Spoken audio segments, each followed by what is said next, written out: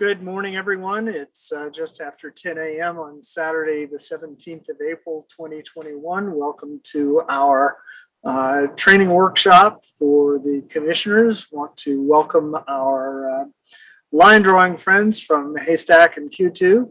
And with that, I need a roll call, please. I don't know where Alfred is, but I'll be happy to do it. I'll do it in alphabetical order because that's the way I have my list. Very good. Commissioner Ahmed. Here. Commissioner Kutagawa. Here.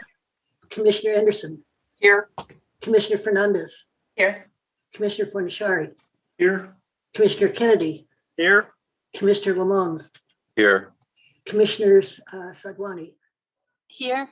Commissioner Sinai. Here. Commissioner Taylor. Present. Commissioner Toledo. Here. Commissioner Turner. Here. Commissioner Yee. Here. Commissioner Vasquez. You have a quorum. Thank you very much. And the next order of business on our agenda is public comment. Katie, would you please read the instructions for public comment? I will. Good morning. Good morning. In order to maximize transparency and public participation in our process, the commissioners will be taking public comment by phone. To call in, dial the telephone number provided on the live stream feed. It is 877-853-5247. When prompted to enter the meeting ID number provided on the live stream feed, it is, Christian, can I have the number? Oh, I shall read it from the live stream feed myself. 945-8164-0542 for this meeting. When prompted to enter a participant ID, simply press the pound key. Once you have dialed in, you will be placed in a queue. To indicate you wish to comment, please press *9. This will raise your hand for the moderator. When it is your turn to speak, you will hear a message that says the host would like you to talk and to press *6 to speak. If you would like to give your name, please state and spell it for the record. You are not required to give your name to give public comment. Please make sure to mute your computer or live stream audio to prevent any feedback or distortion during your call. Once you are waiting in the queue, be alert for when it is your turn to speak. And again, please turn down the live stream volume. And Chair, this is a meeting of the full commission, correct? This is a training workshop for the entire commission. So the plan today is we go from now until approximately 2 p.m. We do anticipate having another public comment shortly before the close today. Okay, I only asked that question because we do have a separate instruction when it is a subcommittee so that we don't end up with public comment that the full commission isn't present for. So do you feel it's appropriate I read that blurb in this setting or shall I not? No, this is for the full commission. Okay, perfect. Then we will, our instructions are complete and we do not have anyone in the queue at this time. Okay. Interrupt us if someone does join the queue, but let me turn it over to Commissioner Anderson at this point to preview the day for us in a little more detail. No problem. Thank you, Chair. Welcome, everybody. Hope everyone came with their questions and great anticipation here. I'm actually just going to go ahead and turn it right over to our line drawers who will walk us through everything and, where the format sort of is going to be approximately, and we'll get, again, this is going to be the line drawers will be telling us this, but basically kind of our 90-minute session, 15-minute break, another 90-minute session, depending on how they want to do it. If they think it's time to take a break a little earlier, but we will, of course, stick with the no more than 90 minutes at a time before we take a break.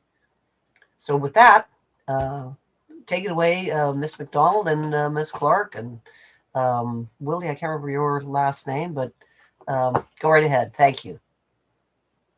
Thank you so much, commissioners. Thank you very much, Commissioner Anderson. We're very happy to be here. Thank you for inviting us today. I am joined by Jamie Clark and Willie Desmond, who are two of your line drawers. And they have prepared a line drawing workshop for you so that you and the public can get a feel for the line drawing process and for what they're going to see on the screen. So we're going to take a look at that. Basically what you will see, what the public will see when maps are shown during hearings, meetings, live line drawing meetings, and so forth. And Jamie and Willie will discuss the mapping process, and the commission will be able to participate in a live line drawing exercise. I should note, and we're going to be noting this throughout this workshop, that anything you see today on the screen is only for this workshop. It's only for discussion purposes for this workshop, and all the data, districts or other creations are fictitious and are essentially made up for this workshop. I mean, the data are not entirely made up. We are working with 2010 data, but any coils or anything else that you're going to see, Jamie and Willie have created so that, it has a little bit of a real feel to it, but none of this was submitted, so none of this is actual. So with that, I will hand it over to Jamie and to Willie. So thank you very much for having us again. Thank you, Karin, and thank you, commissioners. Just a brief outline of what we're going to do today is first kind of take a look at the map as Karin mentioned, as it will appear during public input hearings, during line drawing meetings. Again, just kind of to get a feel, we can review the census geography that the commission will be working with.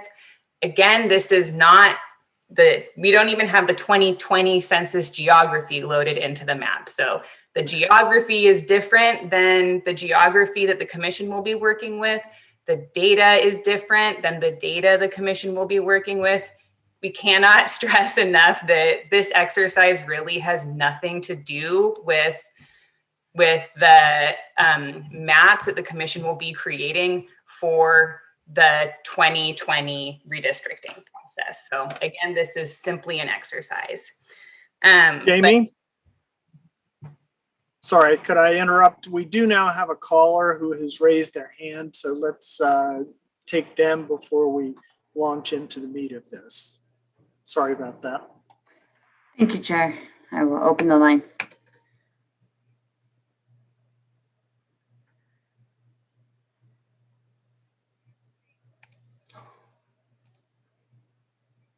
I apologize. I hit the button too quick.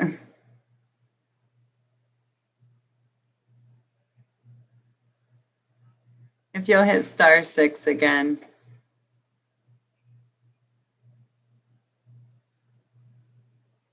There you go. The floor is yours. I apologize for that. Hello? Hello, can you hear me? Yes, I can, and the meeting can. The floor is yours. Thank you. Thank you very much. And thank you for organizing this workshop. I think I might have missed, or maybe it came up, maybe it didn't in earlier meetings. I'm a little bit, I'd like a little bit of clarification on the role of Karin and Jamie, and perhaps Willie too, who are both public servants and work for both the state as census and now as private citizens in this haystack role. But it seems to me that there are potential conflicts of interest, and clearly you have all worked that out, but I may have missed it in an earlier meeting, given that these roles are so intertwined. And I have seen Dr. McDonald's earlier presentations, and it's clearly very professional, but I'm just a little bit confused on this public and private merging. Thank you. Thank you. Commissioner Anderson, do you want to respond from the subcommittee perspective? Yes, I do actually. Thank you for the question, caller. There are, as far as there are two distinct groups here. Well, actually, technically three. The statewide database is is one state organization, and it is an organization which is it's not partisan. It is essentially, the line of it's just the facts. It's just the facts. As then additionally, there are firms which are what we're saying is a line drawing activity. And as such, several of the people who also work at statewide database also belong to a group called Q2. There's another group called Haystack. The firms of Haystack and Q2 merged. Is a joint, didn't merge. They're a joint venture who applied, and this commission hired for this job.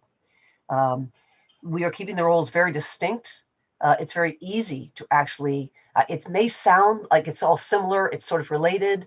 They're very distinct roles, and it's actually where the commission is doing a very, very good job. The legislature is carefully watching how we're doing this.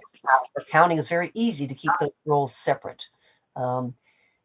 As far as the commission is concerned, there is no conflict. Any and all conflicts, the possible conflicts of interest, were disclosed in the application process. All have been vetted. The information is out there, and it's on our website. So if there are other further questions along those lines, you may certainly ask them of us. But at this point, I might just ask Ms. McDonald to go ahead, and they might be a bit more eloquent than I, unless Commissioner Sadwani, I don't know if you wanted to add a few words. Sure, and thank you so much for this call. I can certainly understand the concern. And I think just to reiterate Commissioner Anderson's comments that, we had a very public process for the selection of the line drawer. And as is the case for many individuals, you might have a day job and a consulting job as well. And I think that, and I'm sure Karin and others can weigh in more on that distinction for themselves. I think, we certainly received all of their disclosures that were all vetted publicly. Even the opening of the applications was done publicly. So we certainly have invited the public to engage in this process with us to select a line drawer. And I think one of the other key components here is that the Q2 team was actually the team in 2010. We only received very positive feedback about the experience from 2010. And so we feel very confident moving forward. And yes, absolutely maintaining a clear distinction between when, in particular, Karin and Jamie are addressing the commission under the guises of the statewide database, and when they're here as a part of the Q2 line drawing team, as they are today. Karin, thank you. I mean, oh, go ahead. Oh, sorry. Go ahead. No, I appreciate that, and as I mentioned, I have no doubt of Karin and Jamie's and Lily's professionalism. I think the optics are a little bit weird, and exactly, I would hope to manage that carefully, given that they now have an extremely powerful role in this, both as the purveyors from the census and now as the line drawers. And so the transparency, it's great, right? They were also the only people to apply. And so I think it's not as much, I just wanted some clarification of the thought process that the commission had. And I appreciate both your Commissioner Sadwani and Anderson's comments on that. Transparency has been excellent, but I think the optics for people who will later become disgruntled, perhaps, will need to be thought of throughout the next year. So thank you very much. Let me also say that we've said on many occasions, going back to I think the very beginning of this commission, that lines are drawn at a technical level at the direction of the commission. Our line drawers are not decision makers. The line drawers are implementers of decisions taken by the commission. And we intend to continue in this very transparent mode that we have been operating in throughout. We welcome anyone to, call us on the carpet if we do drop the ball on anything, but it is the commissioners, the commission as a whole, that will be making decisions, not the line drawers. So thank you. Ms. McDonald, I don't know if you wanted to add anything else, but that's very good. Thank you very much for calling in.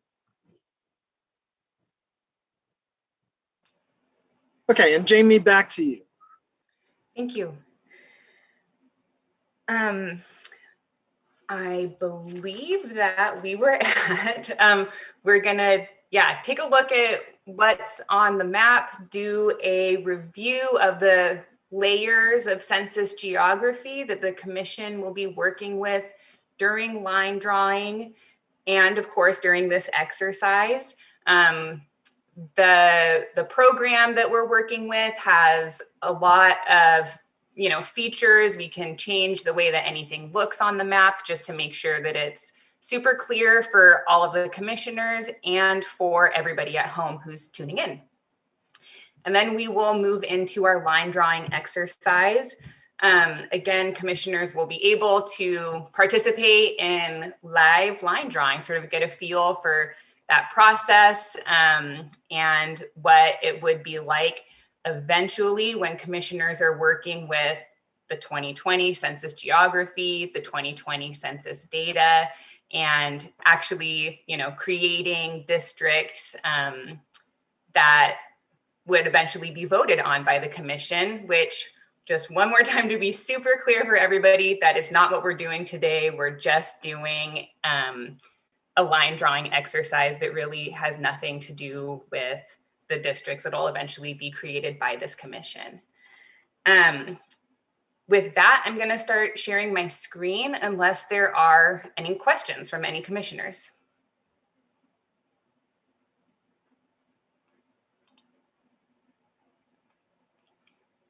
Okay, one moment, please.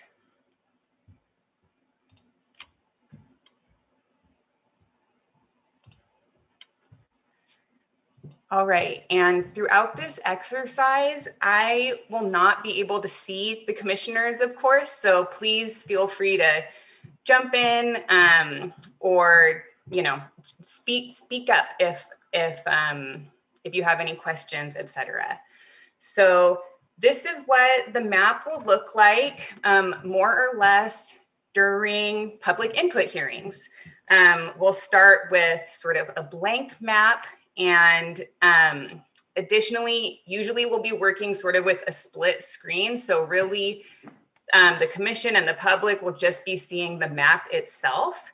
And all of these tools and bells and whistles will be off screen because they can be a little bit distracting.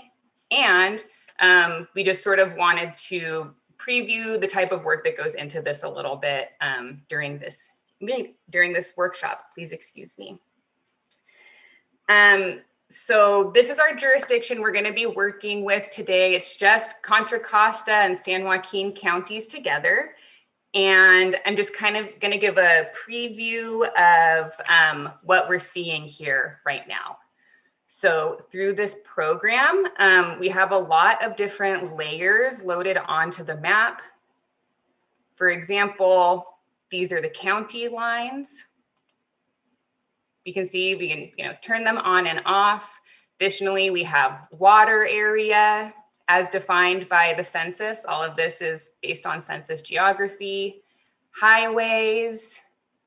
We can turn everything on and off just to make it super clear, legible map. I'm gonna zoom in a little bit. These shapes that I'm waving the hand over right now are the census places, so cities in our jurisdiction.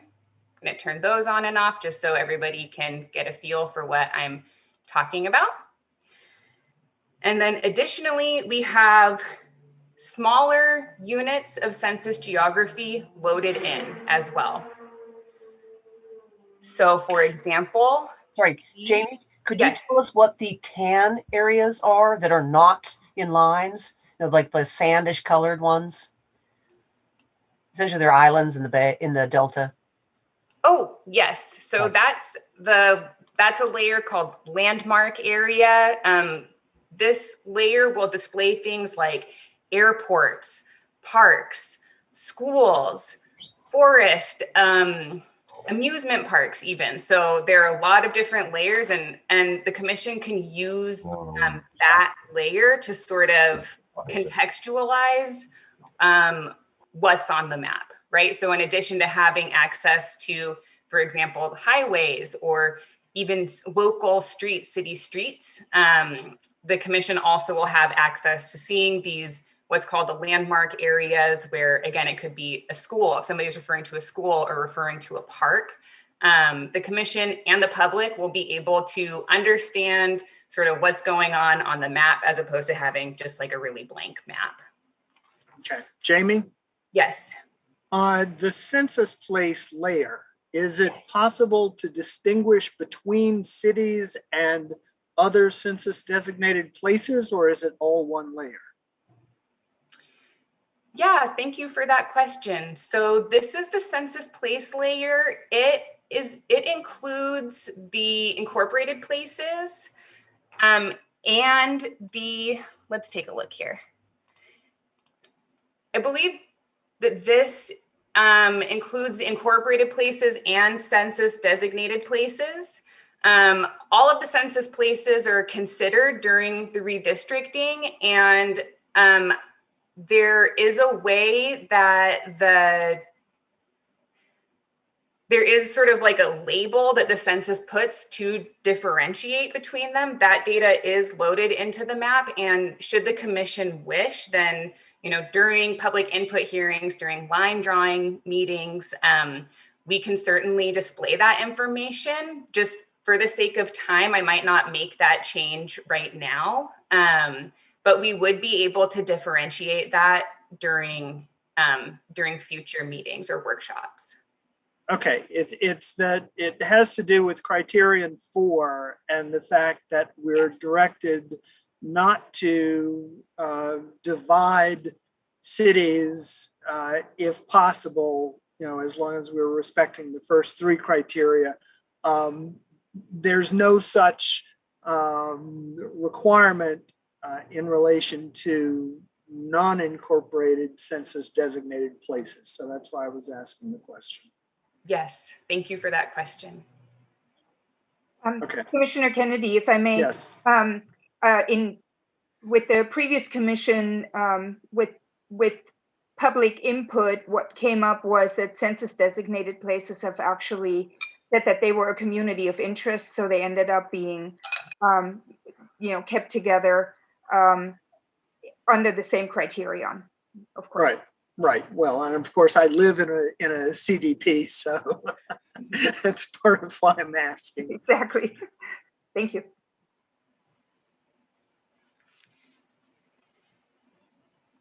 In addition to the county and the census place layer, we also have census tracts. Those are the green lines that just populated. I'll turn off the census place layer so we can see more of the census tracts. We can, with this program, we can put labels on any of these layers. So for example, we can add a layer that says the total population of each census tract. Please excuse me. Here are the census block groups. Those are the red lines. I'm going to zoom in a little bit because census block groups are smaller than census tracts. And I think if we keep zooming, the population label will appear. We can change the color of any of these layers if they're difficult to see. We can change the color and the size of any of the labels. So again, this is showing the total population of this block group. I'm going to highlight it. So this label is showing, it says 3,410, and that is the total population of this block group that's highlighted here. So we can, get a lot of information about each layer, about each individual shape. I'm going to keep zooming into the map.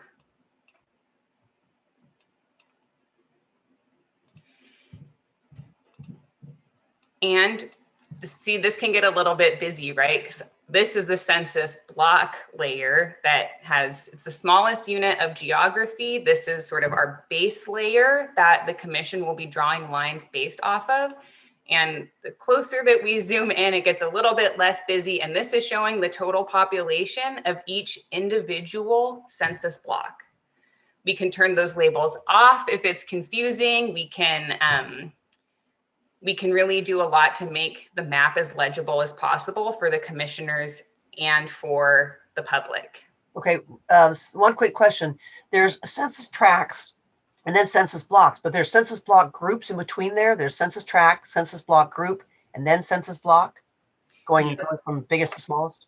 And Yes. census blocks nest perfectly into census blocks groups, which nest perfectly into census tracts, which nest perfectly into counties, which then nest perfectly into states. A lot of the other levels of census geography don't share that same kind of relationship.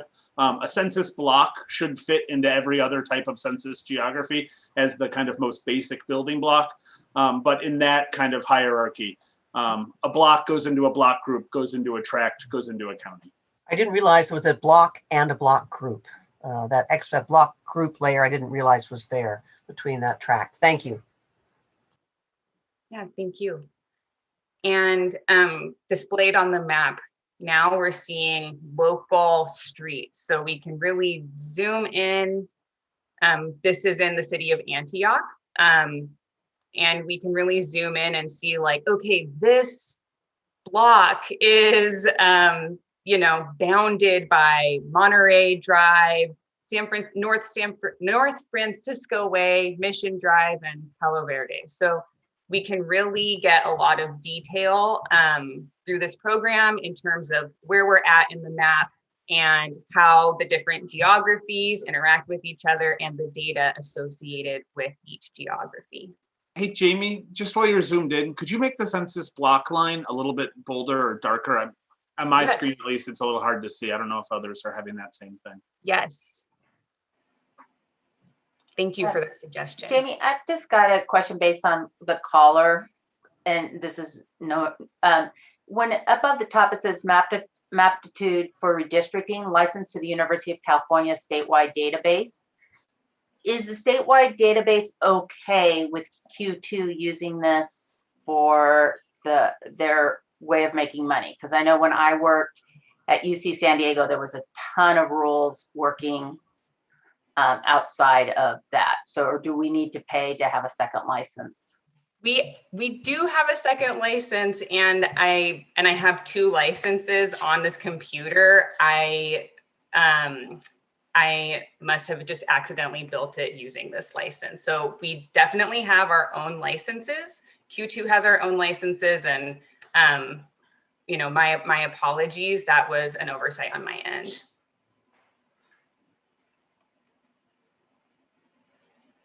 Jamie, it's Trina. I wanted to go back. Thank you for you and Willie for just talking about the census block group, et cetera. Because it gets down this small, as we are taking information in on communities of interest, if a community of interest is spoken to in a way that divides a census block group track, is there a flag, or do we just have to see that? Is there something that automatically says, are you intentionally dividing this, or is that just what we're looking eyes on, or what you all are calling to our attention? Yeah, thank you for that question. And this is actually a really good example of why the Draw My CA community tool that the commission is using to accept public input, or as one of the modes the commission is using to accept public input, is super useful because members of the public can create their testimony on that tool and have access to the individual census blocks, and be able to really understand what the census blocks look like in their communities, and then choose exactly which census blocks go in or don't go into their maps that they submit to the commission. Sometimes this does happen where a member of the public will say, this is my community of interest and these are the boundaries of it. Of course, for example, during public input hearings, there's opportunities there to submit testimony to the commission that isn't otherwise submitted through the tool. And all of the testimony, regardless of how it's submitted, can be input into the tool, the Draw My CA community tool. And that way we can, move it from a verbal description or from a paper map onto the census geography itself. And I guess go ahead. And in terms of, blocks or tracts or block groups or tracts or census places being split, that is, that's no issue, because again, the smallest unit of geography that the commission will be working with will be the census blocks. And I guess what I was asking with that, and maybe it's irrelevant, but just I was asking because, of course, I'm thinking of a particular part of training that we talk about, who do you want included or who do you not want included? And if we're taking that in, and of course would want to value the input received, is there a way that we automatically know, even if we make that determination and decision, that we're splitting up communities? Or we just follow that because we're looking at the tracks? Could I go ahead and answer that one, Jamie? I think based on the COI tool, on our COI Draw My Community tool, you can't break up a census block. You have to pick, like, say, if your highway goes it looks like it goes, instead of the census block is on one side or the other side, or this street, if it goes like through the middle, you have to, the individual has to decide if because remember, they're like Lego building blocks. You can't actually divide that. You can't cut the Lego piece in half. They have to decide, do I take the Lego piece and keep it in my COI, or do I not keep it in my COI? And my understanding is, and please correct me if I'm wrong on this one, Jamie, this is the benefit of people using the My Community, our COI tool, instead of the many other different, there are other free drawing tools as well, which they certainly may submit to us. And I don't believe those all are tied directly to the census block. And so basically, the information that comes into the tool, you've decided which block is in, which block is out. So you have to make that choice. Thank you, Commissioner Anderson. And I think I was referring more when Willie talked about the nesting that occurred. So I appreciate the understanding that the census blocks can't be split, but if they're nesting all the way up, I was just simply asking, will there be a flag when we split tracks, block groups, when we get, is there an automatic built in that's kind of like a safeguard? Did you intend to do this? Yes, we did. It's what a community of interest told us to do, but was there just a flag? I'm just trying to see where are the safeguards built in the tool as I'm learning about it. I understand. Thank you. Thank you for that question.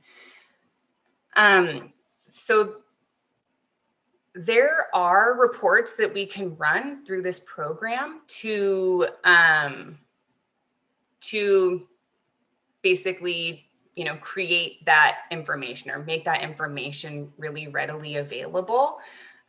Because there's not a criterion that says we need to keep block groups together or we need to keep tracts together. The place that feature is most useful is in looking at, split census places or split counties, because those units of geography are part of the criteria, if that makes sense. And just to further elaborate on that, and I think we'll get to this a little bit later, you have the ability to also layer in some of the information we'll get from the COI tool and be able to look at, on top of these layers of geography, other suggested communities of interest that groups have given as part of the public comment or the public record.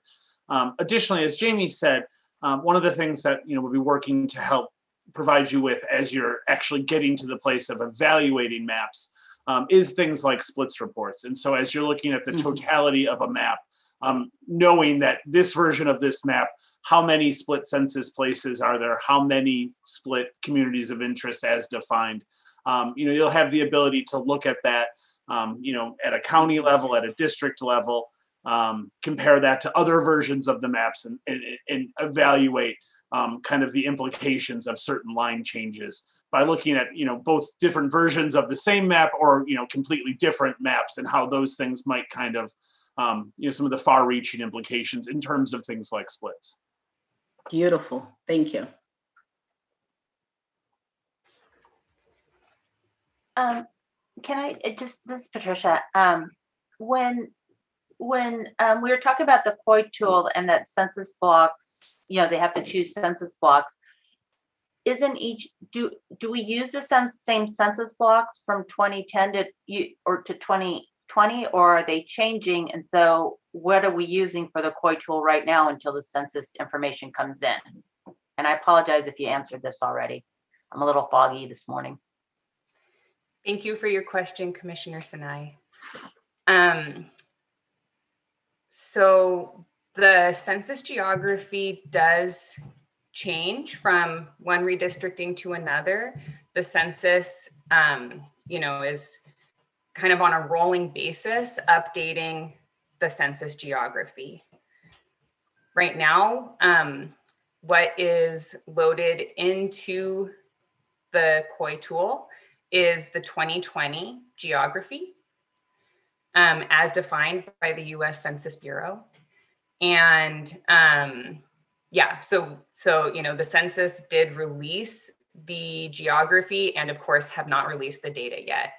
And just a reminder for everybody, what's loaded into this map for this exercise is not the 2020 geography. We are not using the 2020 data. What is loaded into this map is the 2014 geography, so it's very outdated. The 2014 geography with the 2010 census data loaded in.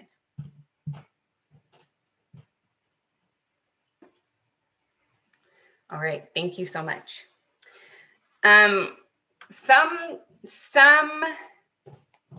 Some ways that we can use this program as line drawers before we get the 2020 data. Of course, we can't really start doing any line drawing until we have the data. But some uses for this program before we start actually digging into the line drawing with the 2020 data is that we can, for example, use this tool to identify potential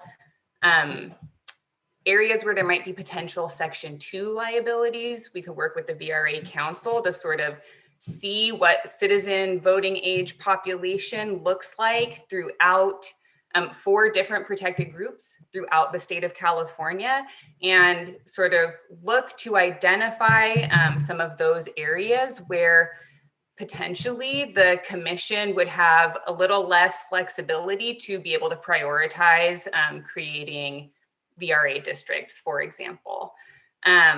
And I will give just a quick demo of how that can look, and then we can move on to our line drawing exercise.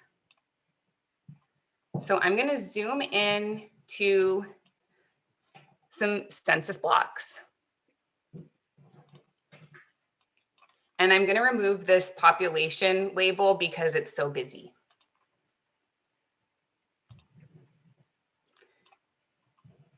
So each of these little shapes in a little dark gray box is a census block.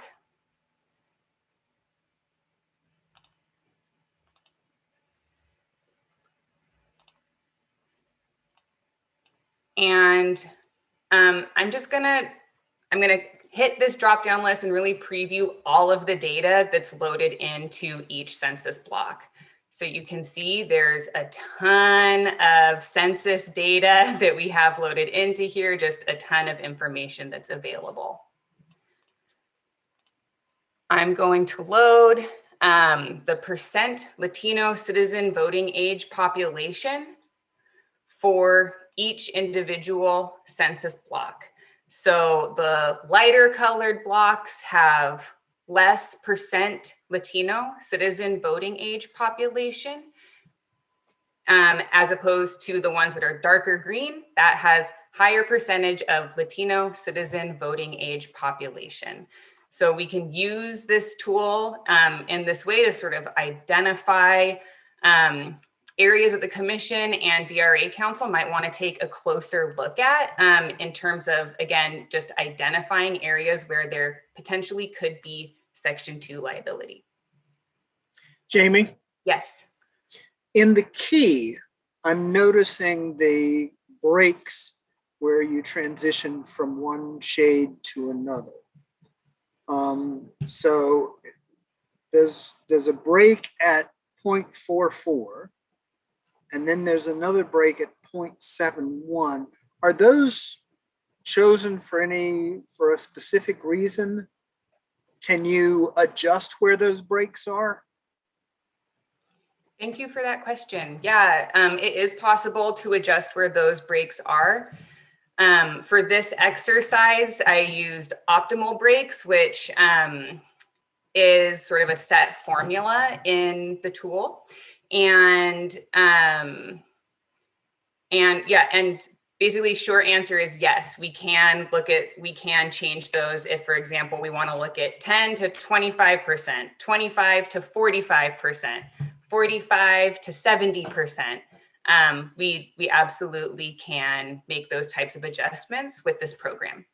Okay. Or if you wanted to have, eight ranges, you could do that, and you could have it set to be, exactly the same number of shapes colored in for each one of those breaks, and it would set it automatically, or exactly even sized spacing between the breaks. There's a bunch of different ways it can kind of intelligently color the gradients for you, just depending on exactly what you're looking for. Okay, thank you. Thank you, Willie, for adding that. All right, I'm going to remove this. I'm going to remove the color theme that's called, just to make things a little bit more legible. And I'm going to zoom out.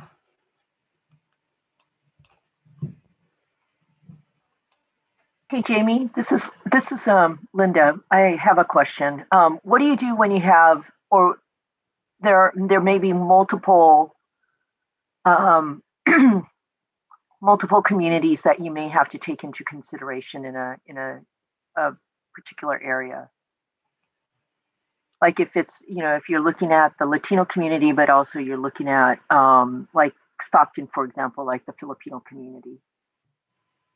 And if you know that they're most likely there in significant concentrations.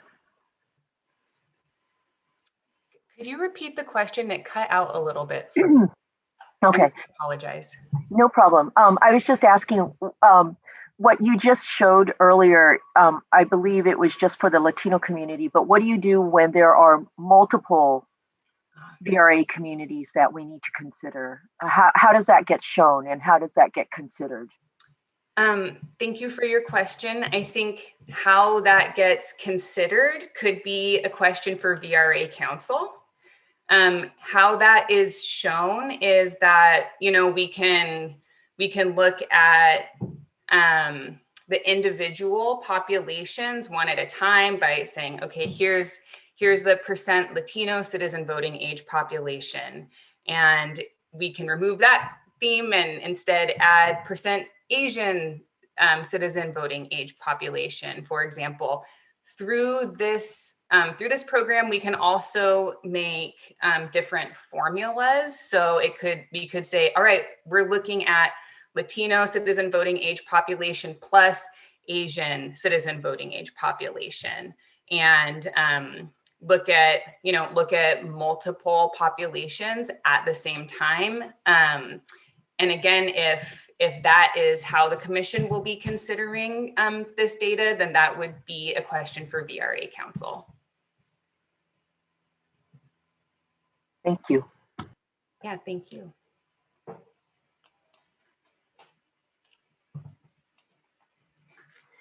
Okay, so we can begin moving into the line drawing exercise now that we all sort of know what's on the map, what we're seeing on the map, and know a little bit more about what capabilities we have through this program.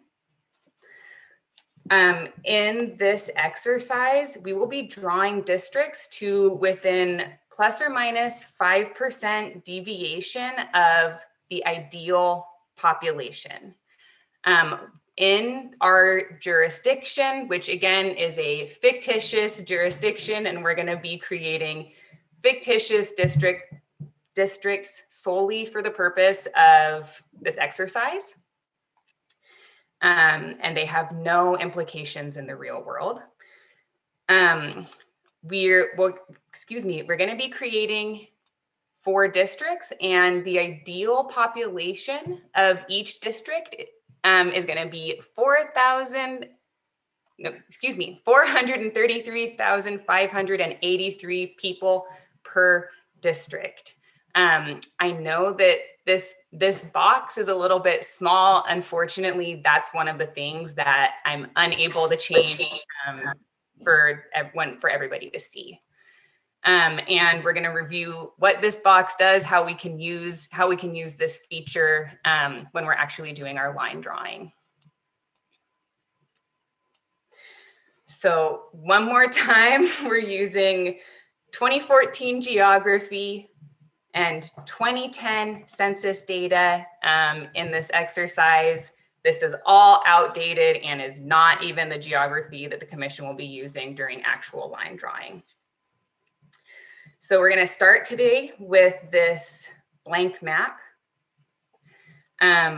This is similar to what the commission will see, what the public will see during public input hearings. So members of the public can say, my community is in Antioch, and then line drawers will be able to zoom in to Antioch and even display, as we saw before, the streets and sort of highlight where on the map members of the public are speaking on, just to sort of give a little bit of context to their testimony, and so that not just the commission, but also members of the public can really get an understanding of where communities are that members of the public are speaking on.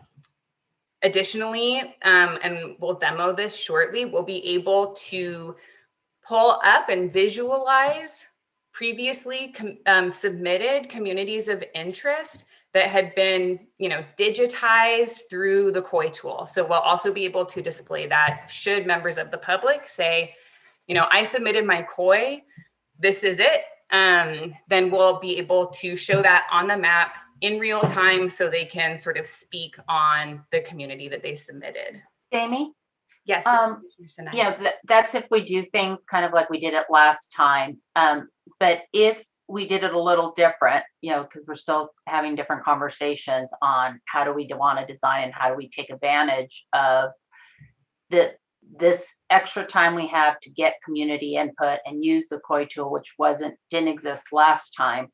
Is there a possibility to pull up all the different COIs we've received for a certain area and be able to look at it and then see where the competing interests are, or the competing COIs, and ask questions about that where it's competing, so that the community can give us responses to that? Absolutely, yes. We can, so when a COI is digitized, then it will appear, or we can import it so it can appear as a layer on the map. And just like all of the other layers, where right now we're looking at the water layer plus the county layer plus the highway layer plus the census place layer, we can show multiple COI layers simultaneously. And we can show them on, and we'll demo this shortly, we can show them on this map. So we see like, this is where the COIs are in Antioch, for example. Okay. Perfect. Thank you so much. Yeah, absolutely. Thank you for that question. And I am just going to show really quickly sort of how this interaction works between using the COI tool and then submitting through the COI tool, and then the commission and line drawers receiving that data and being able to use it on the map for consideration during line drawing. So one moment, please. All right, can you see this map? It should show the Draw My CA community tool. Awesome. So this is one of the, again, completely fictitious COIs that we're going to be using during our line drawing exercise. I should say that Willie and I, when we were creating these fictitious COIs, we do not venture to know what is going on in each of these communities. These are completely fictitious. We tried to keep the COI descriptions really broad. And again, completely fictitious COIs. None of these have actually been submitted through members of the public. They're just us creating COIs for purposes of demonstration only.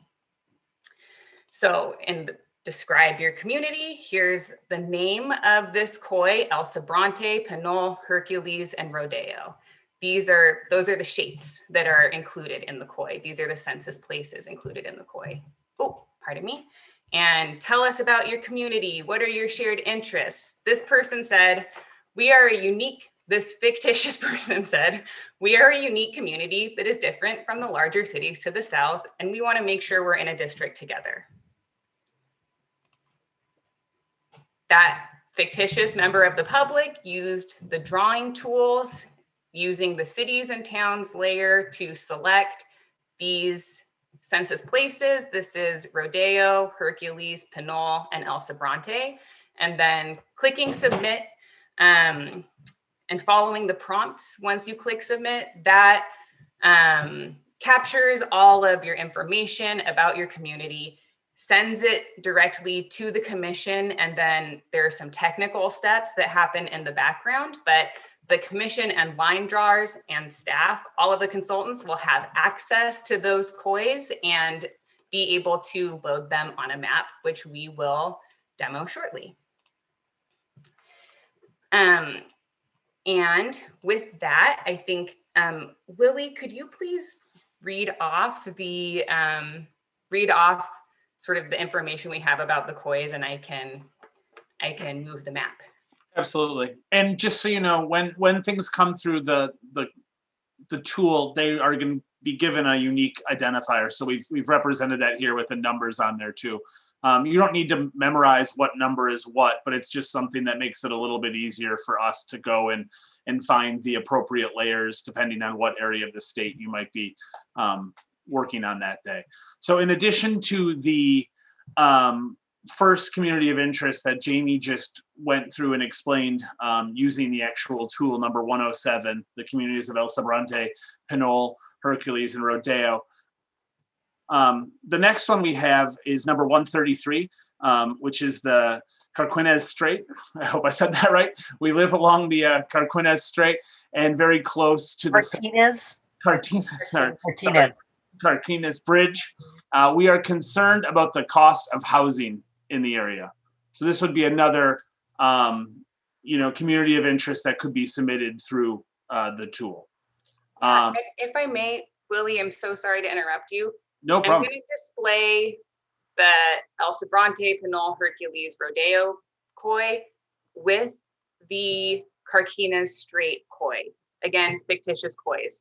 So we can see here that rodeo is in both communities of interest, and also just wanted to demo, we can pull up multiple kois simultaneously. Thank you. No problem. The next one is number 111, and that's the 680 corridor, and that is simply keep the cities along the 680 corridor together in a district. We deal with a lot of traffic issues.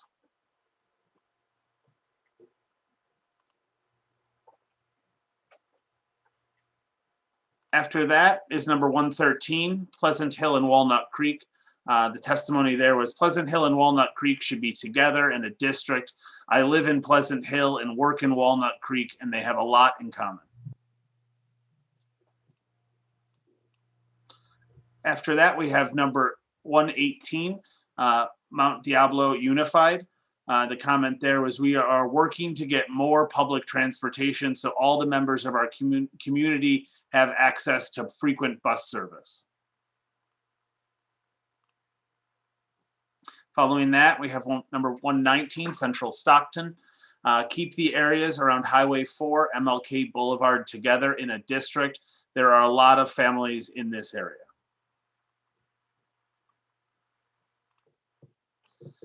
After that, we have number 120, 99 East. And the testimony there was keep the areas east of the 99 together in one district. We are more rural. Yes. Sorry. I'm sorry, I thought you were done. Go ahead. Oh, no, we are more rural than other areas in San Joaquin County and have a distinct regional identity. I just want to ask, when we look at a region like this and we have several kois, will we have a written report that we can be reading and referring back to? Or will we have to keep saying, can you give us a written testimony? So we're working closely with the data management subcommittee and USDR to create a data management system that is accessible for commissioners to be able to search and look at different regions or different testimony, perhaps based on the topic of the testimony. Yes. Yeah, because just as you were saying, it was interesting, but when you look at all of them at the same time, we'll quickly forget what each one said, and we'll have to keep going back. And I'd hate to have to keep asking you guys, wait, what did number 118 say again? Yeah, and I think that saying, oh yeah, what was 118 again, and sort of being able to sort of talk about it in meetings will also help remind the public of which different communities and the context of the communities the commission's working with. So, I think that there's benefit to that as well. And point well taken that it'll also be helpful for the commission to have access to all of the testimony in advance and throughout the process as well. Well, and we just keep telling folks when we're out there that the kois are a way to put a face on the data. And so we'd hate to not be able to go back to the faces or, the narratives and just just look at maps and data in numbers. Absolutely. Yeah. Thank you. If I can just add to that point that Commissioner Sinine made, I actually have a hard time, like as you're telling me what the koi input is, it doesn't really register in my brain unless I see it written.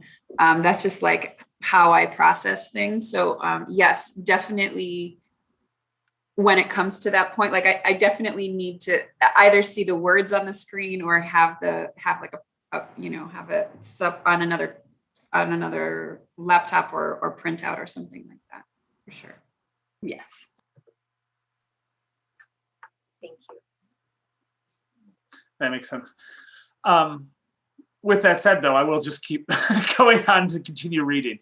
And the next one we have is number 109, North San Joaquin County. The cities north of Stockton should be whole in one district. We sometimes go to Stockton for errands, but we sometimes go to Sacramento, is the testimony there. And then the final COI that we've mocked up for this exercise is number 135, the Lincoln Village area. Lincoln Village is a small city surrounded by Stockton. We want to be in a district with the community college. A lot of our residents go to school there, and the community college is an important resource for us.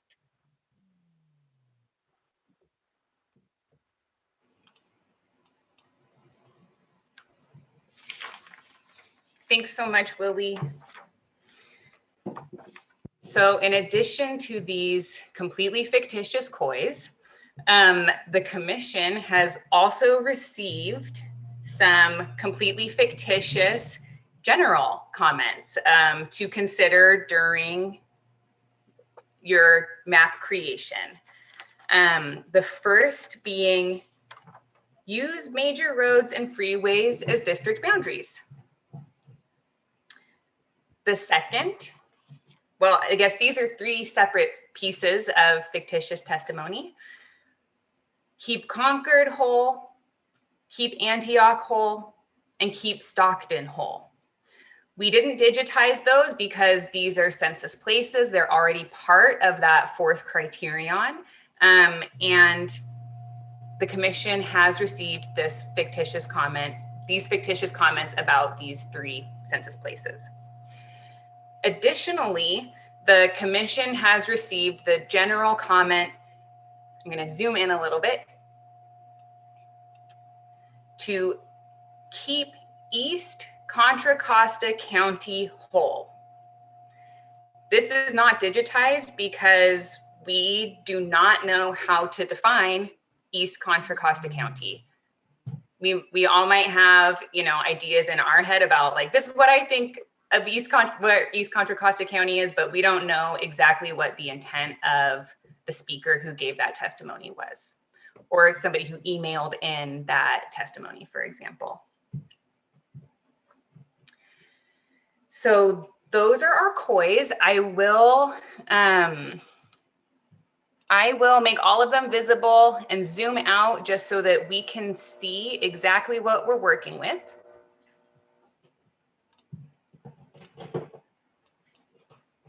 Jamie, can I just ask you a quick question while you're moving around? Yes. On please. one of them, one of your fictitious, I want to make sure I say that too. I forget, I think you said this different cities whole, but you didn't put it as a COI, but it could be somebody's COI. Thank you so much. Right? It absolutely could be somebody's COI. Yes, somebody could go to the COI tool, select their city, and submit that to the commission. Absolutely. And we would be able to pull that up and visualize it on the map, as we are currently visualizing all of the fictitious COIs that we're working with in this exercise. Before we begin, is there anything that's kind of jumping out to commissioners in terms of the input that was presented?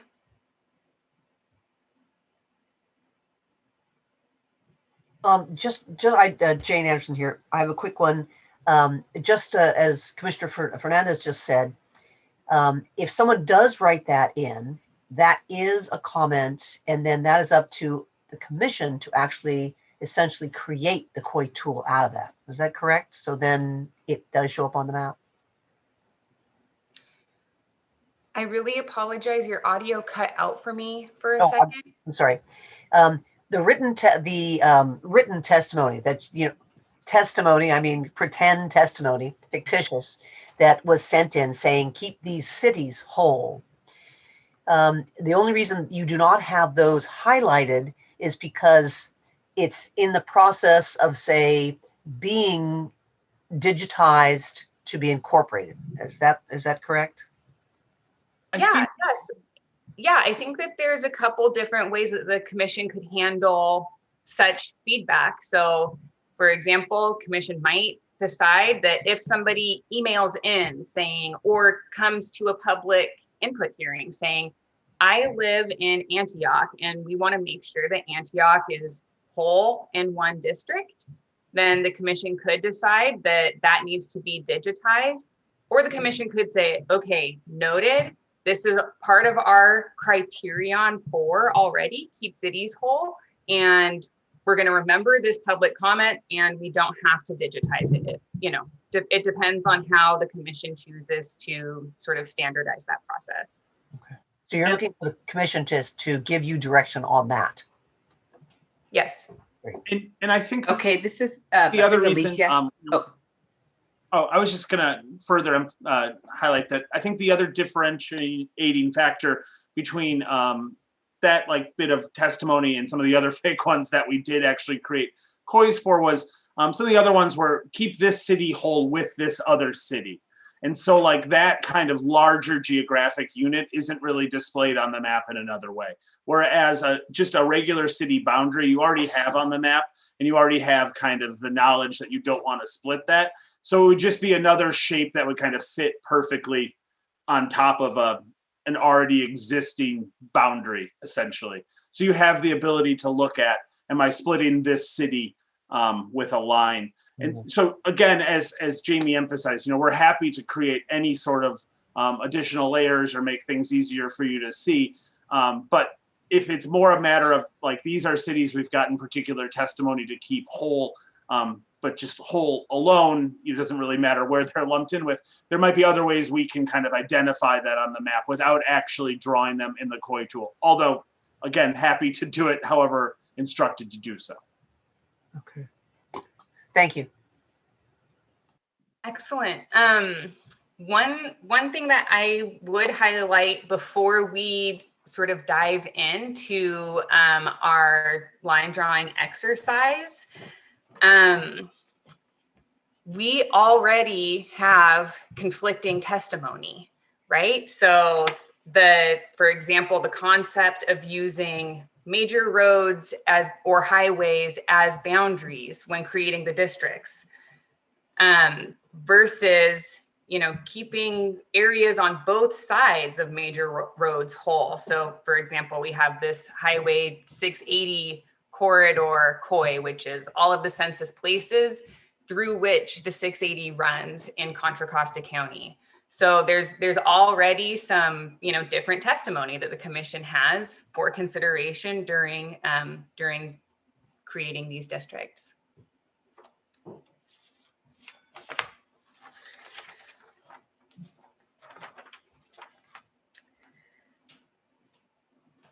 So Willie and I have prepared a couple of visualizations or outlines to present to the commission for sort of how districts could be put together given all of the criteria and giving the testimony that we've received from members of the public.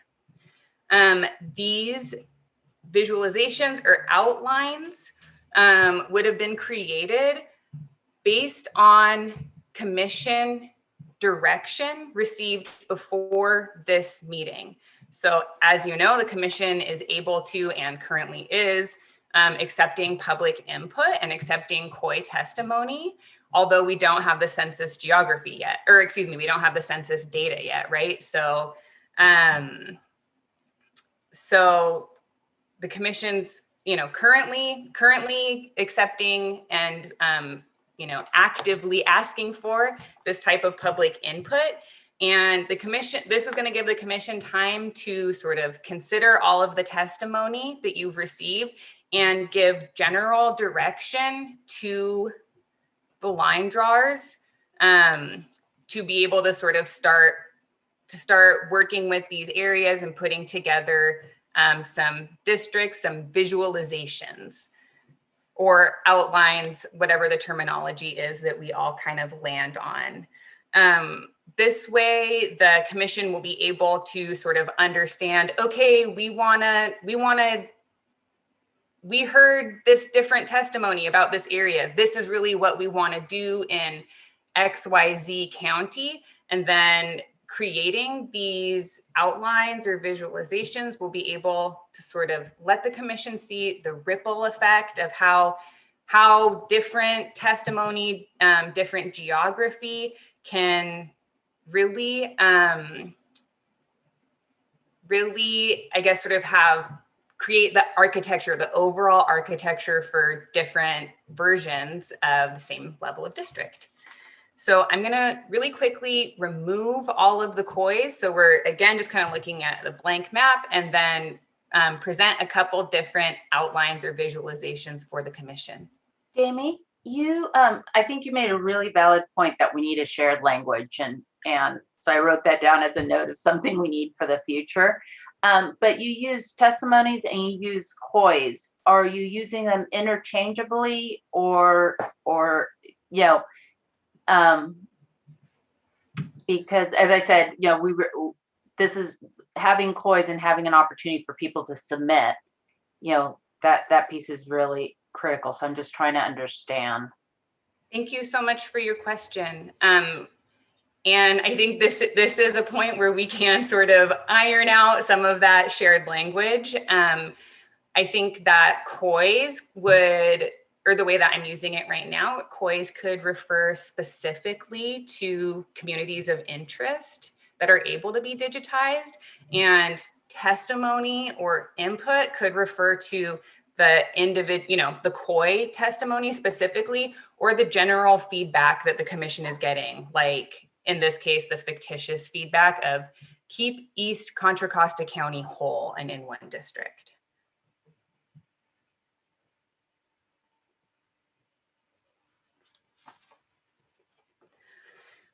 Okay, I am going to present these, again, fictitious these visualizations or outlines for fictitious districts that have absolutely nothing to do with the districts that this commission will be creating. So here's our first visualization or outline. This was created based on the fictitious, again, the fictitious direction given to line drawers by the commission to keep Antioch whole, which was part of our testimony we heard, right? And this, my little hand is waving over the city of Antioch. So I'm going to go through each of these fictitious districts and just sort of take a look at the underlying testimony that we've received, the COIs specifically. And a note, we are again drawing the plus or minus 5% deviation of the ideal population in this exercise, and the label that's here on each of these fictitious districts is the percent deviation. So this red district is negative 0.97% deviation, the green district, negative 2.3% deviation, the yellow district, negative 0.43% deviation, and this blue district, 3.71% deviation. If it's difficult to see these labels, I can make them larger. Would anybody like that?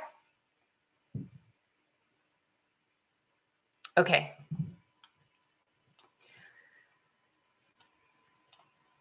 So I'm going to zoom in to the red district and take a look at the COIs that we have in this area. So here is the El Sobrante, Hercules, Pinole, Rodeo COI. We can see that it's whole and intact in this district. And here is the Carquinez Strait COI. We can see that it is also whole and intact in this district. This 680 corridor COI is split in this district. One aspect of this fictitious COI that is challenging is that because it spans from the very top of this county to the very bottom of this county, it kind of creates like a wall, right?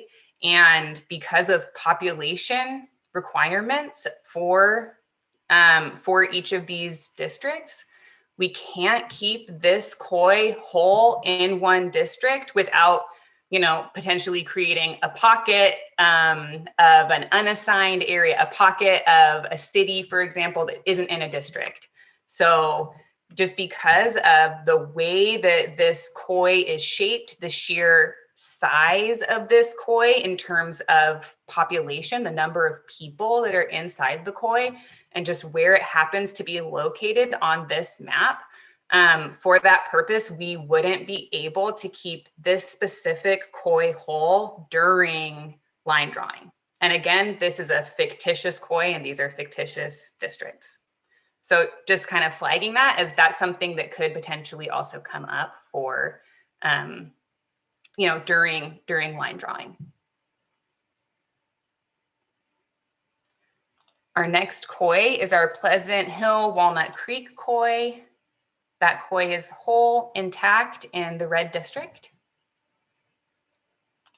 Moving on to the Mount Diablo Unified COI, this one's split right here, right? And that would be for population purposes.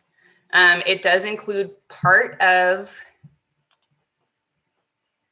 a little hard to see, but it includes part of the Pleasant Hill Walnut Creek COI. So there's some overlap. Parts of Pleasant Hill and parts of Walnut Creek are included in this, in the Mount Diablo Unified Community. Amy, this is Russell. I have a question. Yes, please. When you say it's split or not split, are you just eyeballing it? I mean, could there be some tiny bit of it that you didn't notice was split, or is there some some definite indication of whether there's a split or not? Yeah. Well, so in this case, we can eyeball it, right? And see that, plainly some of the COI is in the red district, some of the COI is in the green district. We can use the communities of interest to look at, or as splits, as a report that we can run through this program. And additionally, when we're creating districts, we haven't gotten here quite yet, but when we're creating districts, we can actually use our COI layers to select with to make sure that we grab all of the area, all of the census blocks that are in that community of interest and put them into a district.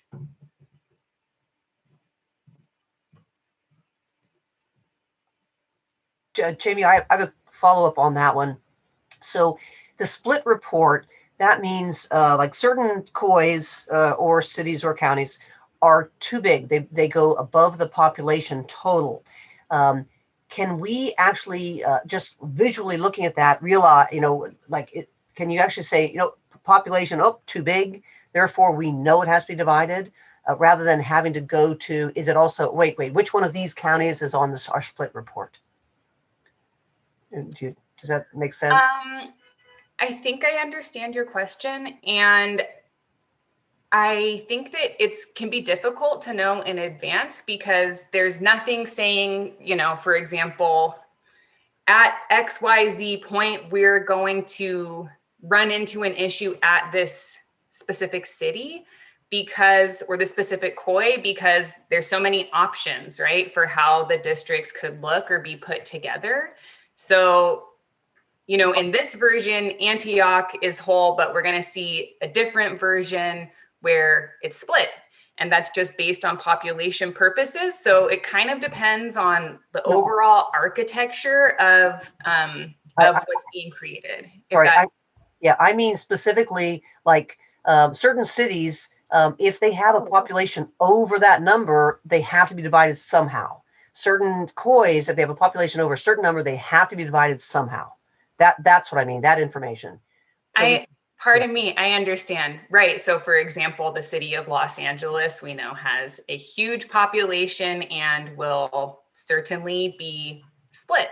And yeah, that is information that's, discoverable and easy to produce.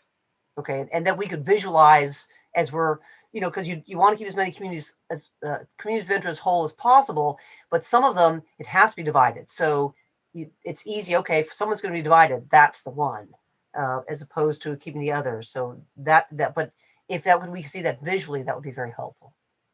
Sure. Thank you. Yeah, we can highlight, we can through this tool, the same way that I highlighted previously that census block group where we were looking at the population, we can highlight specific cities or specific COIs and can definitely name that during public meetings as well. Thank you. Yes, thank you. Our next COIs are in, our fictitious COIs are in San Joaquin County. So here's our central Stockton COI. We can see that it's whole and intact in this version. It's in the blue district. I'm gonna zoom out because we're looking at our 99 East COI next, and quite large. And it too is whole and intact in the blue district. Our North San Joaquin COI, also whole and intact.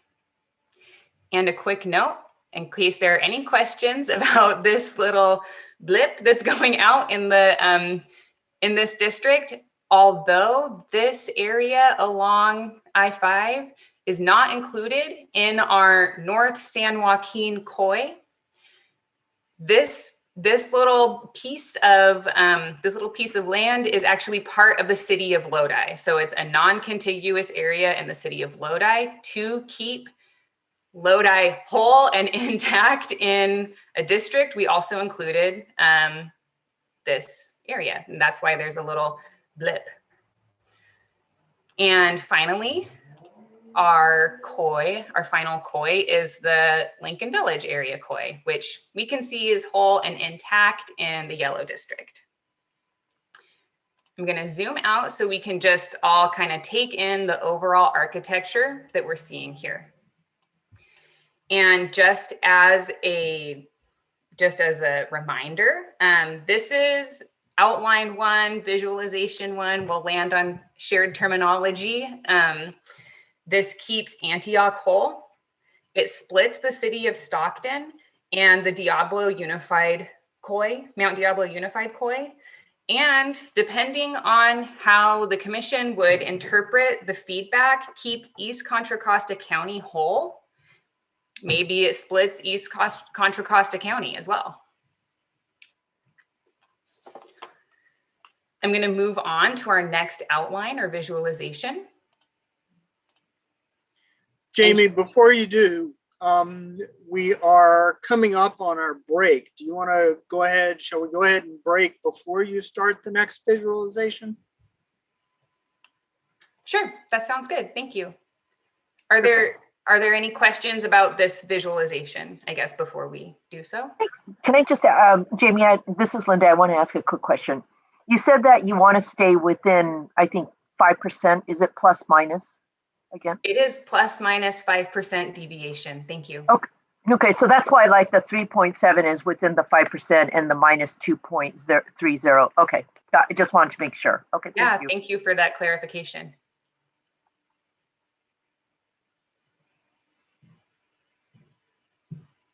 This is Patricia. Is the +5 minus, is that set by state, or because I had heard the county was using plus or minus 10, the county of San Diego. So I was just trying to figure out. The percent deviation that the commission is going to be working with is not determined at this time. Plus or minus 5% is sort of like a standard. And that's just what we're going with for this exercise. That would be a question for the council of what the final percent deviation would be. Thank you so much. Thank you. Any other questions?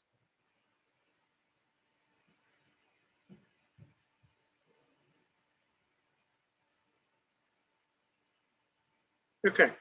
Let's be back promptly at 11:45, please. Thank you, everyone. Welcome back from the break, and we will return to Ms. Clark from Q2. Thank you so much.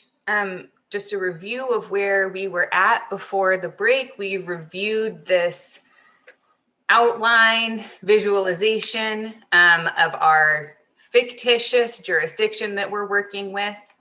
And next we'll move on to our second outline or visualization. Before we do that, I'm just going to leave this one up on the screen for a little bit longer so we can all kind of take in the overall architecture of these fictitious districts that we're working with. So Jamie, we split the counties too. And so I assume, I'll go back to Commissioner Anderson's comment or question earlier about total population numbers. So it seems like San Joaquin doesn't have enough for 2 itself, and Contra Costa has too many people for just 2. That's correct. Thank you. So we don't have a choice. We have to split the counties. We have to split the county. In this fictitious visualization we're doing. Yes, in this fictitious visualization. Thank you for that clarification. Okay, I'm going to move to our second fictitious visualization. Wow, what a difference, right? As we can see, these 2 versions are quite different from each other. In this, what kind of drove the overall architecture of this visualization is that it keeps the city of Stockton together whole in one district. And I'm gonna, just as we did for the first fictitious visualization, I'm gonna go district by district and review the fictitious COIs and just sort of see what's on, how they're interacting with these mock-ups. Oh, and before we do that, please excuse me.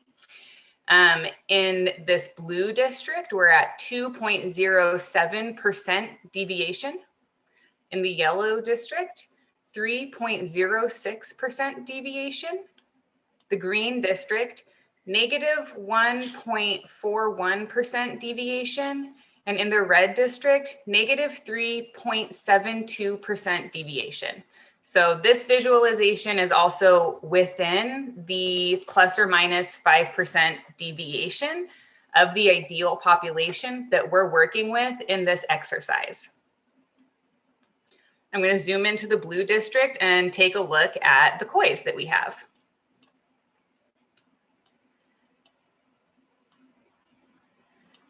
So again, here's the El Sobrante Pinole Hercules Rodeo COI. It's whole and intact in one district. Our Carquinez Strait, it looks like it actually got slightly cut off in this water area. That's the 0 population area. So that might be something that we take a look at during line drawing if we work with this visualization. Next, again, the 680 corridor COI for population purposes is split. So we can see this is kind of a different split than in our previous visualization. We know this COI needs to be split, and sort of where it's going to be split is at play. We know where this fictitious COI is going to be split, I should say. Next is the Pleasant Hill Walnut Creek COI. This is whole and in one district. It's in the yellow district. As opposed to our previous visualization, this COI is with sort of these areas, right? Like a little bit more east, where as opposed to the first visualization, this COI was in a district with the areas to the west. Our Mount Diablo Unified COI is whole and intact in the yellow district. And I'm going to move over to San Joaquin County because that is where our next COI is, our Central Stockton fictitious COI. That's whole and intact in the red district.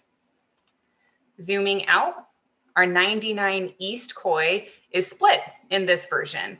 It's split up here to the north for population purposes, and additionally, it is using 99 East, or excuse me, it is using the Highway 99 as its boundary, and part of the city of Stockton, part of the city of Stockton is east of 99, and part of it is west of 99. So here's the area of Stockton that's in that COI, fictitious COI. Our next COI is North San Joaquin County, and that is whole and intact in the red district. And finally, our Lincoln Village area COI is fictitious COI, is whole and intact in the red district.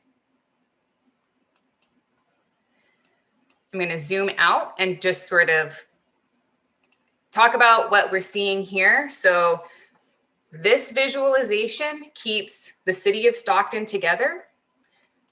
It does split the city of Antioch. I'm going to highlight Antioch on the map. Let me make this a little easier to see. So this green area that's highlighted right now is the city of Antioch. So we can see that it's split in this visualization.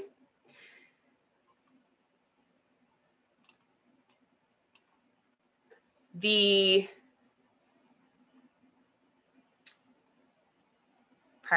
680 corridor COI, of course, is split again in this visualization. We know that's for population purposes. And depending, again, on how the commission interprets the input of keep East Contra Costa County together, then perhaps this visualization keeps East Contra Costa County together a little bit better than the previous one. So once more, I'm just going to zoom out so we can all kind of take in the overall architecture of this visualization, this fictitious visualization. And then I'm going to switch to visualization 1. And we can kind of go back and forth just a little bit to sort of really take in the differences. How, for example, keeping city of Stockton whole impacts the overall architecture of this example, fictitious visualization, and then how keeping the city of Stockton whole, keeping the city of Antioch whole impacts the overall architecture of our other visualization. I'm going to switch to visualization 1. Again, this keeps Antioch whole, splits the city of Stockton, and the fictitious COI of Mount Diablo Unified, and of course, the 680 COI. Jamie? Yes. Will you explain for me, please, is it just a fictitious example, or is there rationale behind one or the other? In the example you just used, either splitting Stockton or keeping it whole, then therefore would impact Antioch. Was there no other ways to carve it up, or is that just in the example? I think I understand your question. So this feedback is, these are being driven by, the fictitious direction that line drawers received before this meeting, where, perhaps the commission knew that keeping Antioch whole would mean that Stockton would have to be split just for population purposes, versus keeping Stockton whole might mean that Antioch had to be split for population purposes. So okay, so it has to do with the deviation in the numbers. Yes, and this is the okay. Pardon me. Because everything else is too small and would not necessarily make a difference, and so that's why. Yeah, and we can explore that further. One, something also to consider is for all of these different pockets of population, or just how population is laid out in these two counties. If, for example, if it makes more sense to split a city versus, if, for example, you did like really, bypassed population to go around to pick up other population, you might get feedback from communities saying, hey, sorry, but like, I know we said we wanted our 99 East Koi to be kept whole, and we appreciate that you kept it whole, but actually we kind of wanted to be in a district with other people in San Joaquin County as opposed to the people in Antioch. So that could be at play too. You might get feedback saying, hey, actually, like, just, maybe split our city. Or you might get feedback saying, this part of our county actually is really different than the other part of our county. The northern part of our county is really different than the southern part of our county. And actually, we think that we should be split and put with a different county. My Koi is the northern part of my county and the southern part of the county that's adjacent to this county. So so Kois can drive this a lot, and public input, of course, can drive this quite a bit as well. Thank you.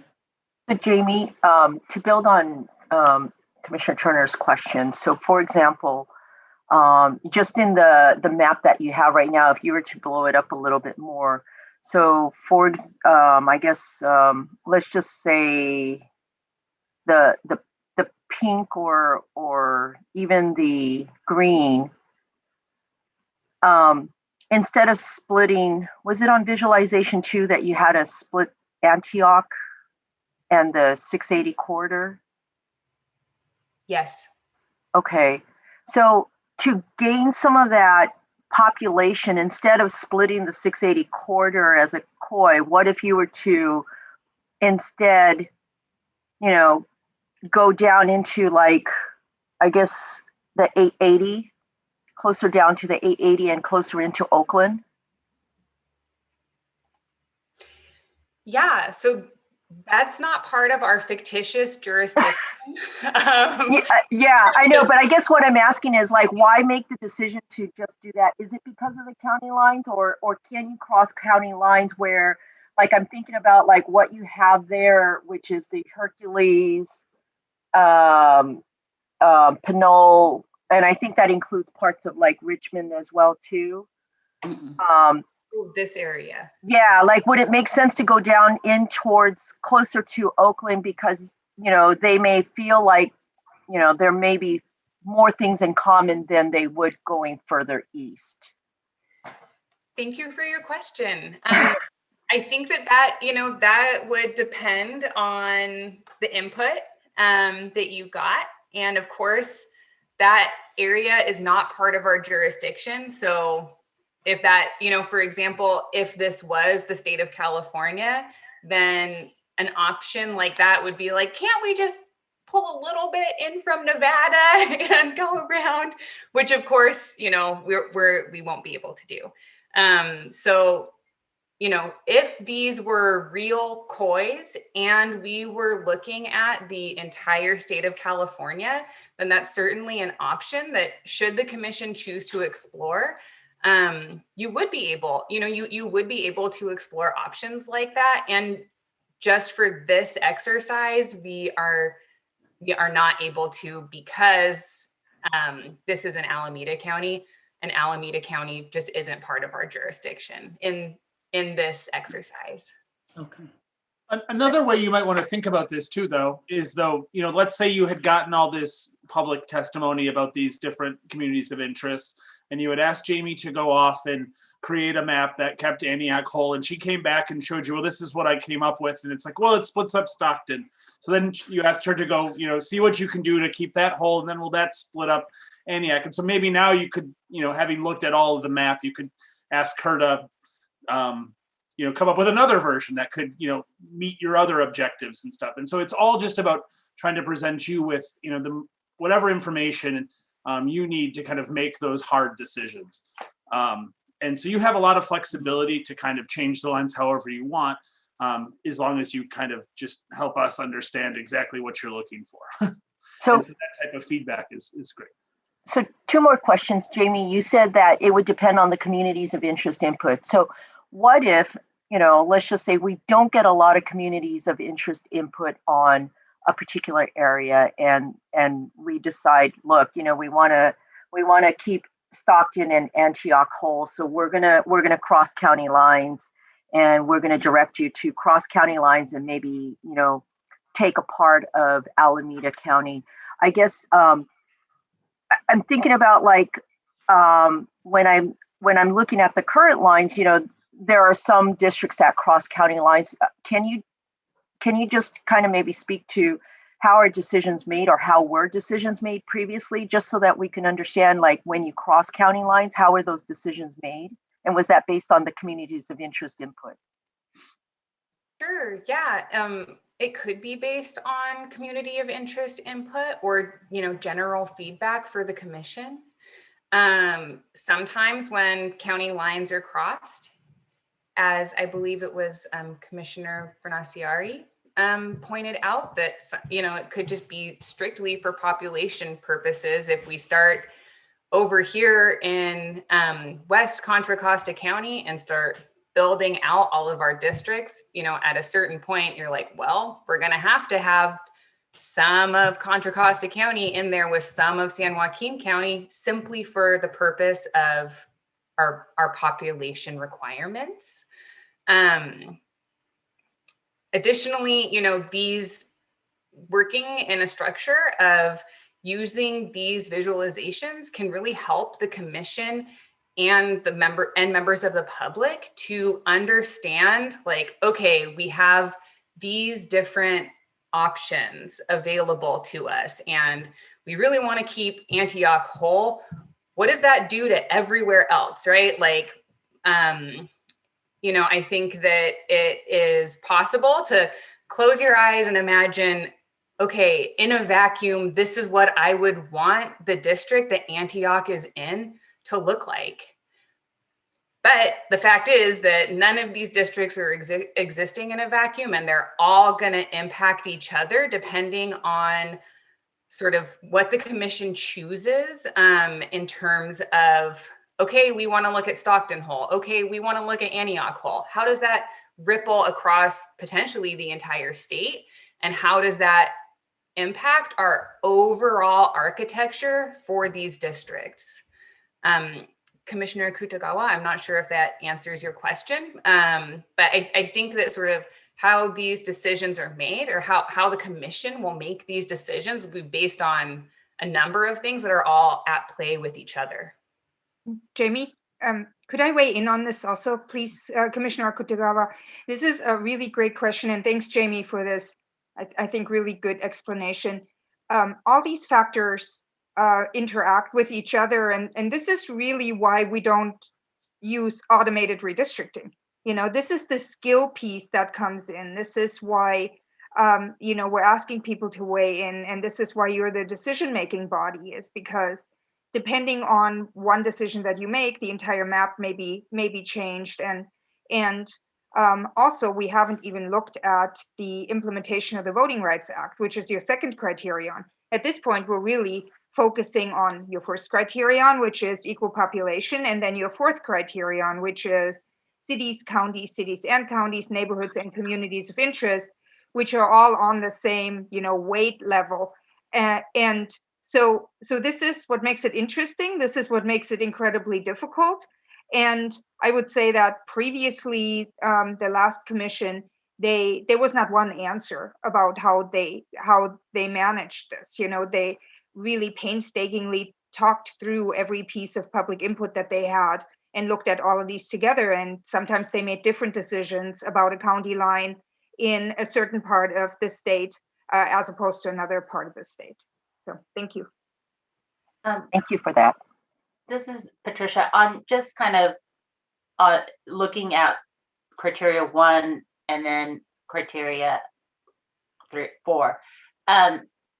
Where this has been a question that I've had since like the very beginning, and I keep forgetting to ask it. How do we look at active military bases, since military families get to, they choose their home, what they want to count as their congressional district.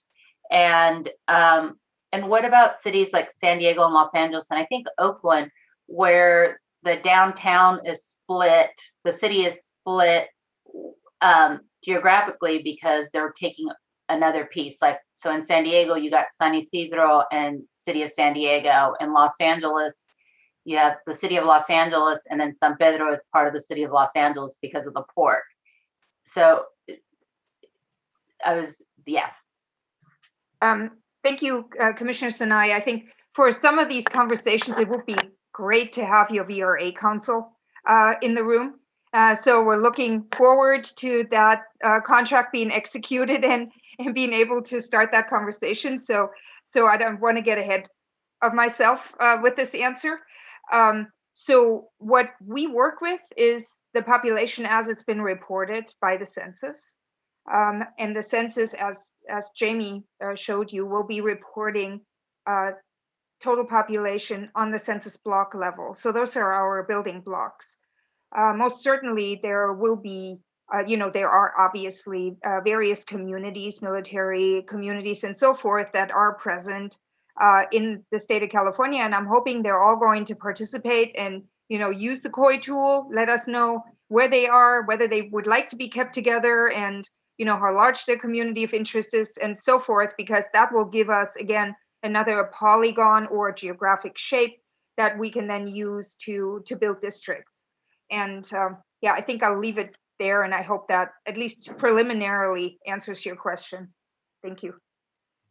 Karen, if I can ask you, I think Commissioner Sinai's question just got me thinking of maybe some further clarification.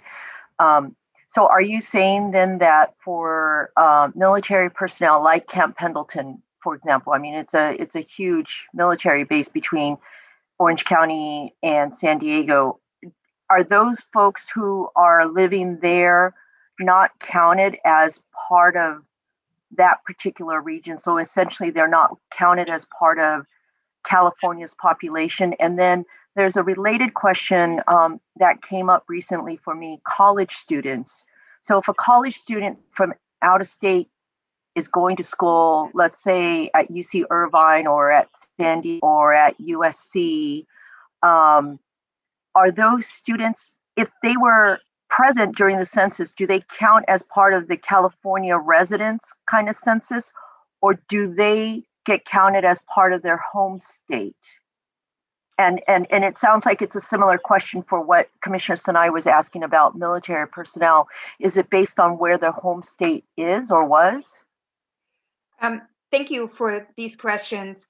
I think what might be helpful is for me to pull the documentation about the residency requirements for military populations and send those over to the commission so we can take a look at it. Camp Pendleton in particular, I can tell you because we've worked on the ocean side, redistricting actually, Jamie and I did. A lot of that population or people that work there, for example, they live in Oceanside. So, they would be filling out, for example, the census form there. But once we get the census, those questions really have kind of gone away already to some extent, because once you have the census data, that's what you're going to use, which doesn't mean that these questions shouldn't be explored and asked. But, just for line drawing purposes, that's essentially the case. For the college populations, that has been something that I think many people in the state have worked on because there are certain rules. They were supposed to be counted in the populations where they were going to school if they actually lived there. Though because of COVID, a lot of people were just about to move. And then the question was, where did they fill out the census form? When did they get the census form? Or when did they, log on to fill out the census form? And how is deduplication done if they were just in the process of moving home? And that home frequently was elsewhere in California. So this has definitely been something that I know that census has struggled with. And I think we might all benefit from just a little memo on what we know about this. And I'd be happy to put that together and send it over, if that works for you. That would be Thank great. you. Thank you. There was two parts to my question. So the second part might not be as important, but those cities that are split, so like San Diego and San Isidro, or Los Angeles City, San Pedro is part of Los Angeles City, but they're not contiguous, I guess is the right word. Yeah, that's always a good one. And I apologize that I didn't pick up on that question. I'm sorry. Yes, there is quite a few cities that are split, and then there's also cities that have holes in them. So when you're trying to keep a city together, then yes, sometimes you reach out and you get these non-contiguous areas. You have to put those back in with the same district to keep the city together. And inevitably, you will be picking up some stuff that is not part of the city because it's in between, because your districts have to be contiguous, i.e. they have to be in one piece. So there's some really, Jamie is showing on the map. The hand is circling right there. She has an example. And, we'll see this in the Central Valley. There's some really interesting geography out there. So yes, when you're trying to keep a city together, if the city is not contiguous, then you would be reaching out and making sure that you have all of the pieces. And sometimes that's not possible, but you will be grappling with that, obviously. Okay, so if a COI comes in saying we don't necessarily want to be part of the downtown part of the city, we want to be connected with these other cities, that's okay. The COI would inform that. I mean, so it might, a lot of different factors goes into the decision is what I'm hearing. Definitely. And you'll be weighing all those decisions. And your answer may be, or the decision you make may be different for the particular district that you're drawing. It may be a different decision for assembly as opposed to Senate, as opposed to Congress. So there's some flexibility, I guess, but there's definitely tough decisions. Thank you so much, Karin, and thank you, commissioners, for your questions. We have reached a really exciting part of our exercise where the commission can participate in live line drawing. We can move some of these lines. So with that, I would ask, does the commission have a preference between working off of visualization 2, fictitious visualization 2, or fictitious visualization 1?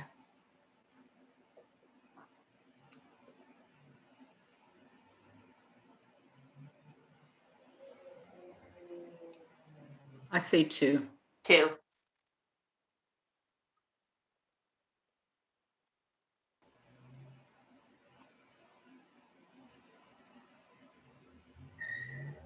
Let's go with 2. Okay, sounds good. I believe that's yes. Okay, so that is what is loaded onto the map. As you can see now the district labels say the district name and also the % deviation. They're named based on the color fill. So we'll keep it super simple. The name of the color is the name of the district. Is there a certain area of this fictitious jurisdiction that the commission would like to start with? Are there any lines the commission would like to move? Okay, so what happens if we put the rest of Antioch, move the rest of Antioch from yellow to green?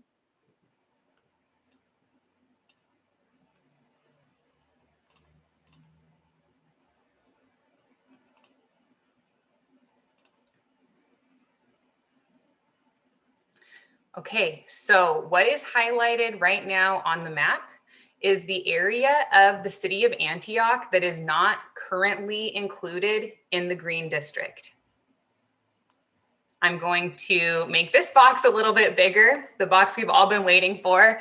This is called the pending changes box. It shows the name of the district up here at the top. And again, my apologies to any commissioners or to anybody at home who is having a hard time seeing this font. It is small, and unfortunately, that's something I cannot change, but I will be happy to read out loud what the impact would be.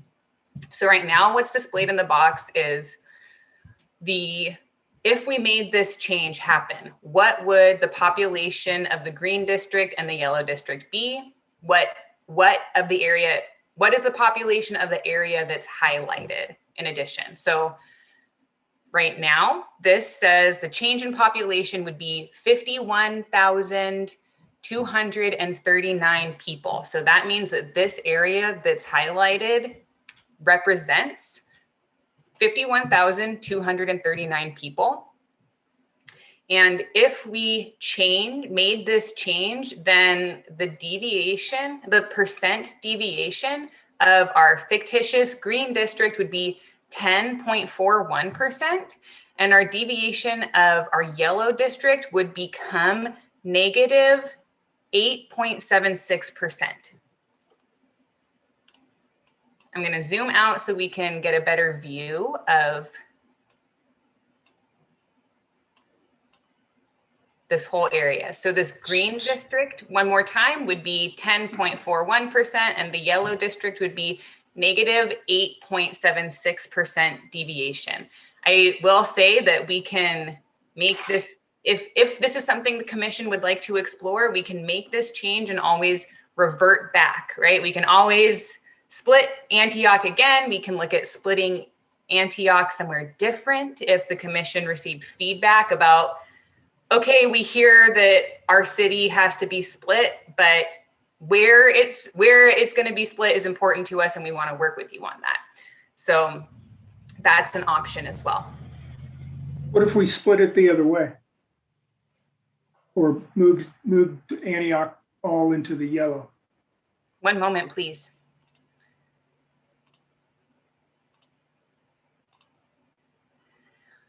If we moved all of Antioch into the yellow district, then this area represents 51,126 people. So it's actually kind of split in half in terms of population right now. The percent deviation of our fictitious yellow district would be 14.85%, and our percent deviation of our fictitious green district would be negative 13.2%. And once again, I'm just going to zoom out so we can kind of visualize, or maybe, think about if we made this change, where would we be able to kind of trade population or move population around the districts to get back to that plus or minus 5% deviation? What if you went back and you put Antioch all back into the green district, and then you move some of the current green district that borders that, I guess, that northeastern red district? Would that make a difference if you were to take some of the green and put it into the red, since it's still at a deviation of minus 3.72?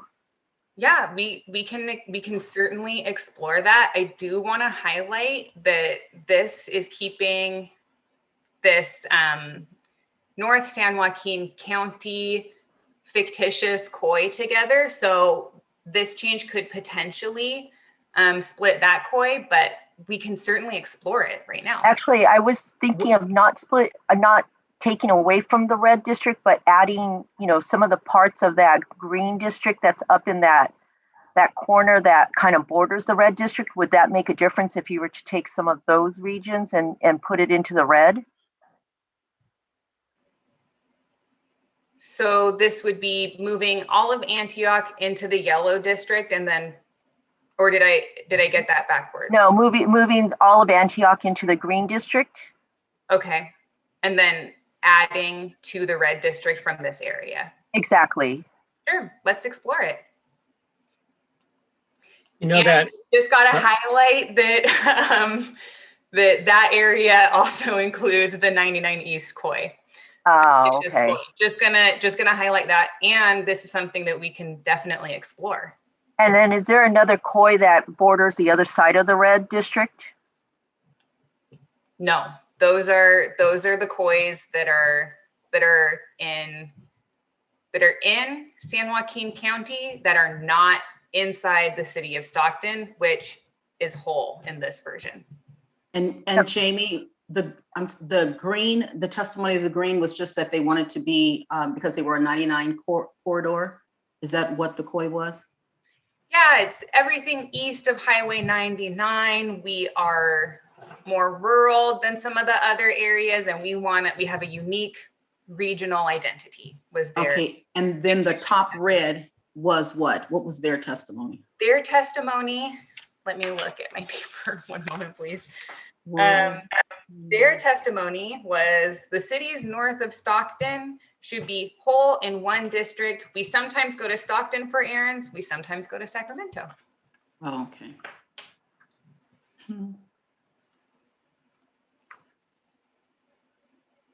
So Where Jamie, it says, go ahead. so Jamie, the easterly part of Antioch, when we were looking at that first time, are there a couple of enclaves in there? We would have to include those, correct, before we tried to add them. These kind of Yeah. quote unquote holes. Sure. Also, Jamie, if it's possible, could you put the population totals on some of the census places maybe, so we could see how big some of those areas might be, to give us a sense if we're moving populations around? Yeah, definitely. Commissioners, does that feel helpful for you?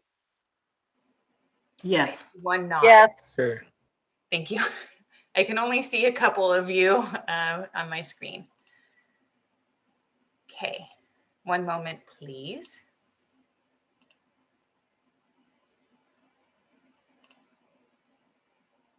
Name and population.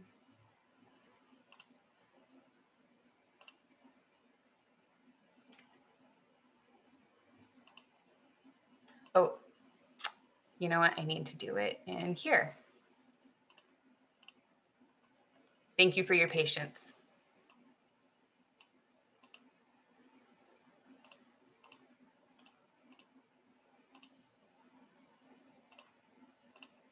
There we go. Wow.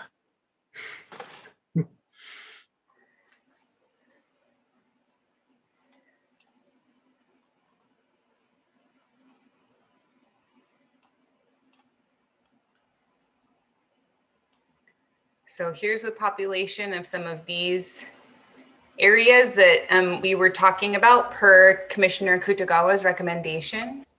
Some of the census places and their population. Of course, this isn't showing the population of any of these areas that are not part of a census place.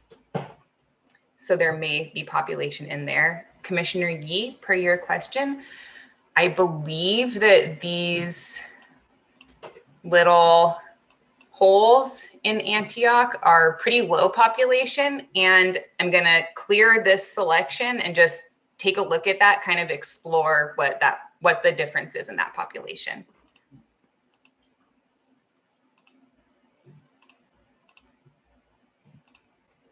Oops.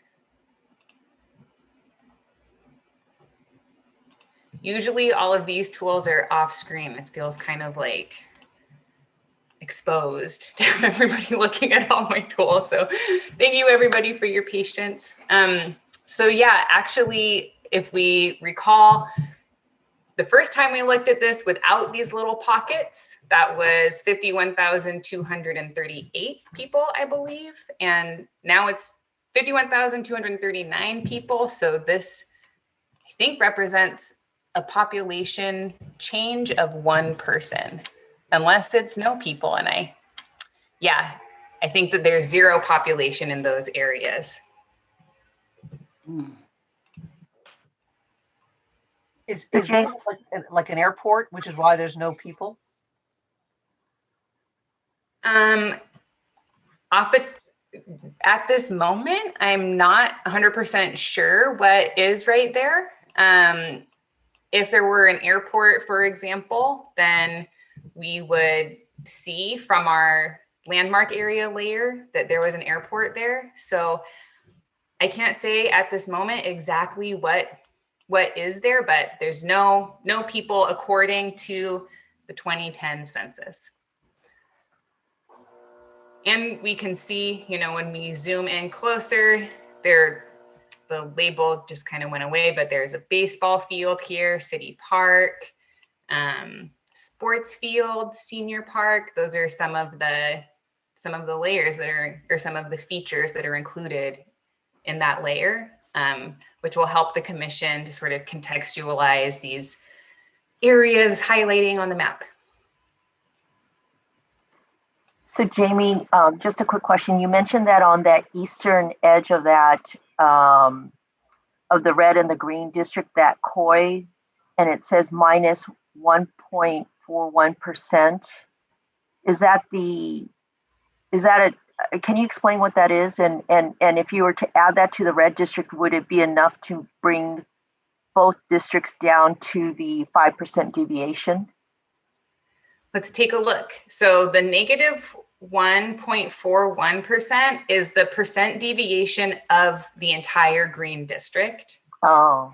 And we can see what would happen, definitely, if we added this whole coil, fictitious coil, into our red district.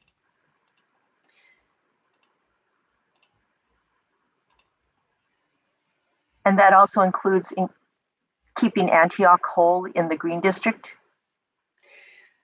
Thank you so much for that question. This program is capable, can work with changes like this sort of one at a time. So we would have to say yes to one change and then explore an additional change. So we can't try and do like multiple things at once. If, for example, we were trying to add to the green district over here and add to the green district over here, we would certainly be able to do that, but we cannot explore taking away this part and adding this other part simultaneously. So we can only do one thing at a time, basically. So if we made this change, which is putting all of the 99 East fictitious coil into the red district, then our percent deviation of the red district would be 12.04%, and of the green district, it would be negative 16.16%. And that is a change in population of about 68,000 people. And then if you gain the additional from Antioch, that was, I think, I forgot what the number was. Yeah, I think that was around 51,000. Okay. Yeah, we can explore that, yes. And we would need to shed population from the red district additionally. I see, okay. So we'd have to figure out where we could pull how we can move population around to keep them all balanced.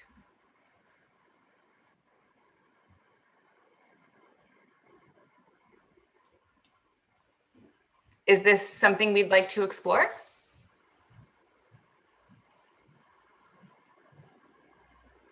Yeah. Can you show more detail on the red?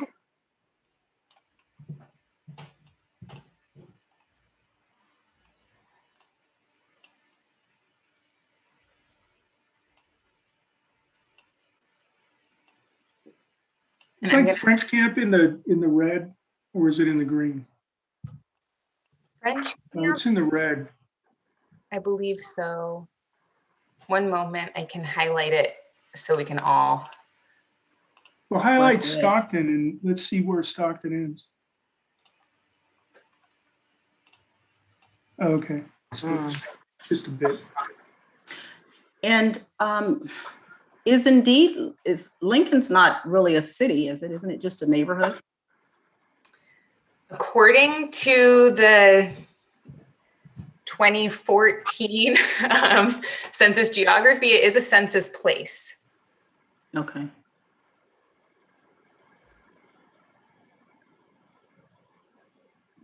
Could you explain that one more time then, census place, please? Yeah, so this is the census places are sort of what we think of as cities and towns in California. As Commissioner Kennedy sort of flagged at the beginning of this workshop, there are census Designated places. Designated places, which are the unincorporated. Those are the unincorporated sort of towns, I guess you might think of them. And then there's incorporated places, which are incorporated, more like cities. And Jamie, just to help you out, I looked up Lincoln, and it is a city in Placer County. Right. So this is Lincoln Village, and in San Joaquin. Okay. Could you look that up, please? But yeah, but Lincoln Village, I don't believe is a city.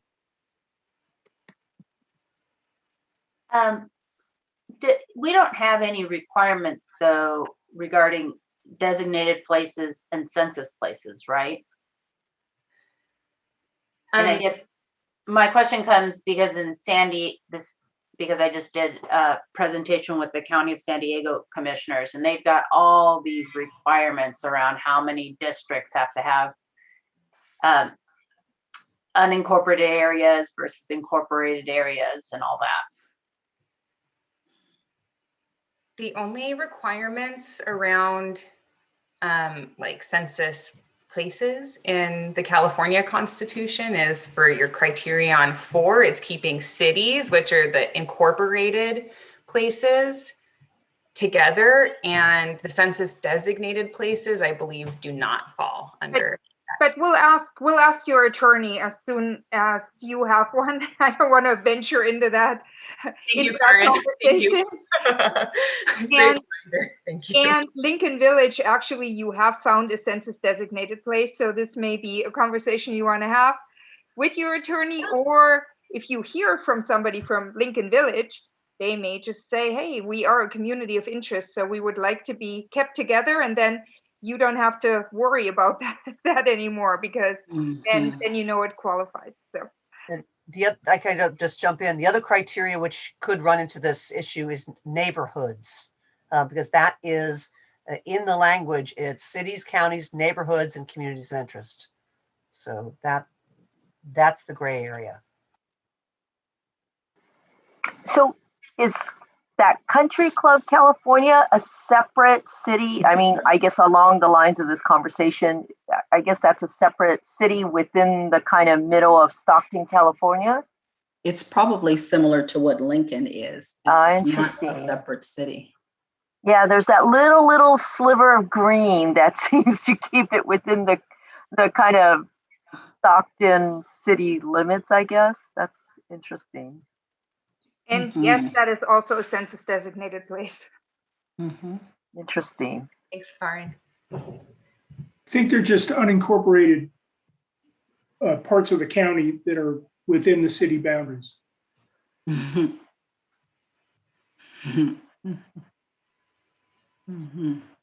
another hypothetical question, can you go back into the detail on that country club area? Because I know it's in the city of Stockton, and there's the discussion about keeping the city of Stockton intact, but I'm noticing that there is a significant portion that includes that country club area that is just essentially, well, I shouldn't say just, but it seems like it's very much a golf course or golf club. Yes. So has there been discussions, and I don't know if this also becomes part of the VRA conversation, but if we were to carve out the country club and then separate them out, I guess it would split Stockton, but to pull some of the population, I guess, from country club, it's about almost 10,000 people. I think one of the things, and again, very excitedly looking forward to your VRA council being part of this team. Part of the thing to keep in mind is that you can't just take a piece out and then not connect it to something, right? So depending on where your district is moving, you may or may not have the option to be able to separate a piece of this jurisdiction out, or you might have to keep it in, just because of the way that your population is going, that the Voting Rights Act is driving the map, and so forth. So it's difficult to answer that question in isolation of the other districts. And back to our criteria, number 3 is continuity. Our district we create has to connect. So the issue of let's pull something from the middle of something else and put it with a different district, we can't actually do that. Yeah, and I wasn't thinking of carving out just Country Club California, but just like that larger section that includes the other golf course parts too. But this is, I mean, yeah, I mean, it would still be contiguous because it'd be two side-by-side districts. But I think this is the interesting part that I guess, Karen and Jamie, you've been talking about, and Willie too, about the choices that we'll have to make. And you may decide later on that if you had a case like this, or right on the border, you had something where you wanted to split a municipality like Stockton, you might treat a 0 population split differently than you treat a different split. And again, that's your criteria, how you decide you want to weigh them. But that's something we can help provide you with. Like, is this area split population wise, or is it just split in order to make this area contiguous? And I'm not even sure that's possible here. We'd have to look at the individual blocks to see if it would be possible to link that area with areas to the west. What is to the west? It looks like it's completely empty. Farmland. Rural farmland, yeah. It's the delta. Okay. That's my home, Linda. That's actually an island in the delta. I can see you waving. Yeah. An island of one, Alicia. Karen, could you add the population, actual like little blocks, just for we can just a quick visualization? You can take that layer off later.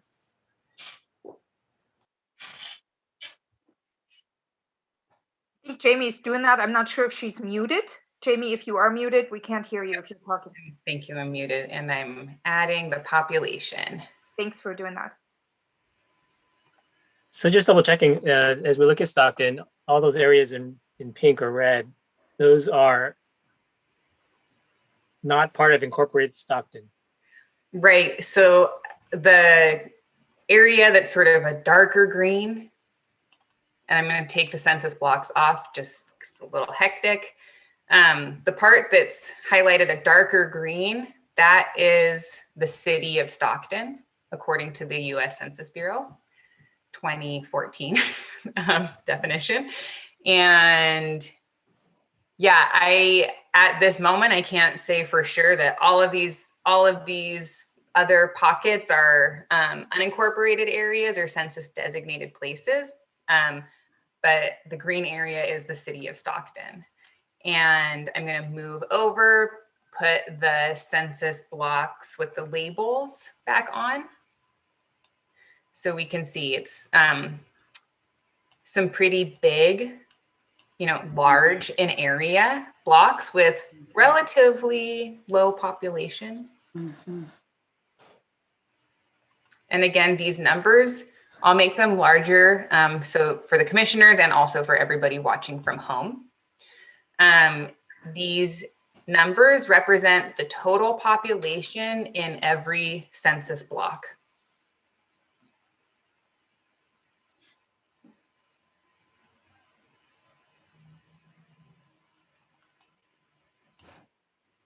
Some of the zeros, are those Zero. waterways outside of, the ones that are on waterways, they seem to be outside of adjacent blocks. So the waterway itself is a separate block. Yep, the water is included in census geography and have their own census blocks. And Commissioner Yee, you're absolutely right that there's 0 population blocks. But there could be houseboats on some other block, a water block. That's true. Yeah. That's true. And these particular census blocks, there are no houseboats. And Commissioner Yee, if I may add to this, hopefully we have a little better geography for this upcoming line drawing, the actual line drawing that you're going to be doing. The 2020 geography has changed quite a bit, and we'll see what happens there.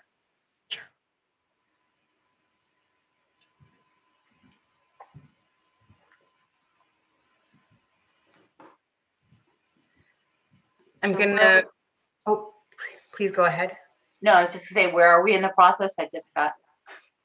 Yeah, thank you. I'm gonna take the census block layer off just to make the map a little easier to look like. And we are discussing how to keep the city of Antioch whole, or sort of weighing the options around keeping the city of Antioch whole. So we had been looking at, which direction is this going? Okay, we had been looking at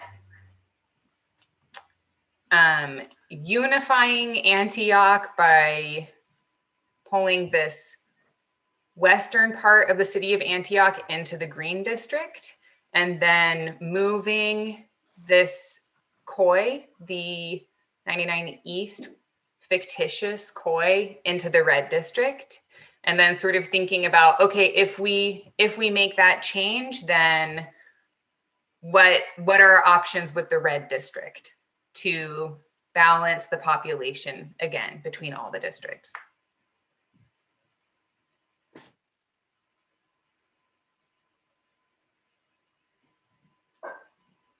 Can you scroll down on your pending changes where it says the percentage change? Yes, thank you for the reminder.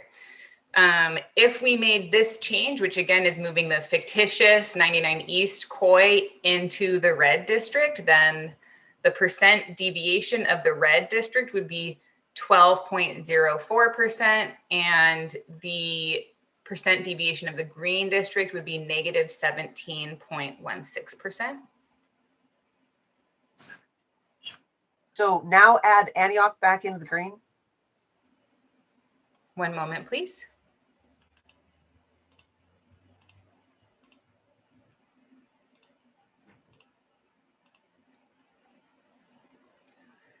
And the percent that represents a change of just over 51,000 people, and the percent deviation of green would become 10.41%, and yellow would be negative 8.76%. So when we're in this situation where does it not make sense, instead of going to the east, is going to the west where the numbers were above the deviation versus below the deviation already?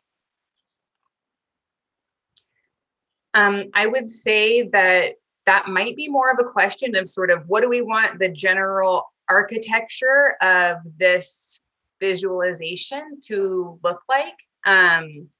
Because, you know, if we add something from one place, we're going to be taking away from another place.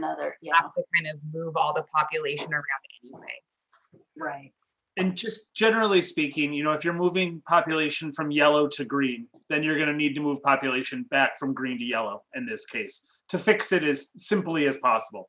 If you wanted to take population from green to yellow and then, you know, go from red to green and then, you know, move that all around, it's all possible. It's just a more kind of complicated process. But sometimes, and again, this would be up to you, it's helpful to me to actually just make the change and look at the problem, and then you have the option to kind of look at all the different ways you can kind of put it back together too. So, you know, you could decide to start with like, let's break the map, whichever way you want to break it, and then you can look at all the different options you have to put it back together to get it back to kind of a sensical population deviation. Thanks. And that idea with its numbers would be much easier to see. Like, you know, if you add this number, which has X number of people, that with X number of people, you could see the trade-offs more visually. Yeah, yes. For all the for all of us who are not that advanced in terms of our mental math, I think that's. Jamie, can you show where you've got the percentages? Can you show the population number of each of those districts on the map?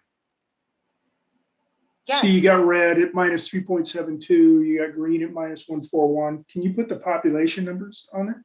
Yeah, one moment. Oh, can you put the ideal value on there too? Yes, I certainly can. Thank you.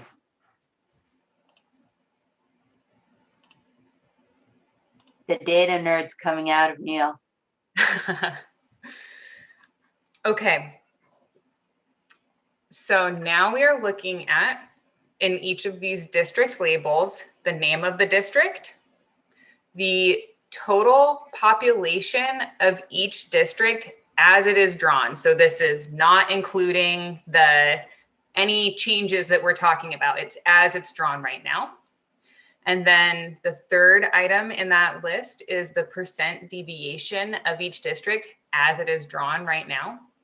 And finally, the last number in that list represents the ideal population of each of these fictitious districts.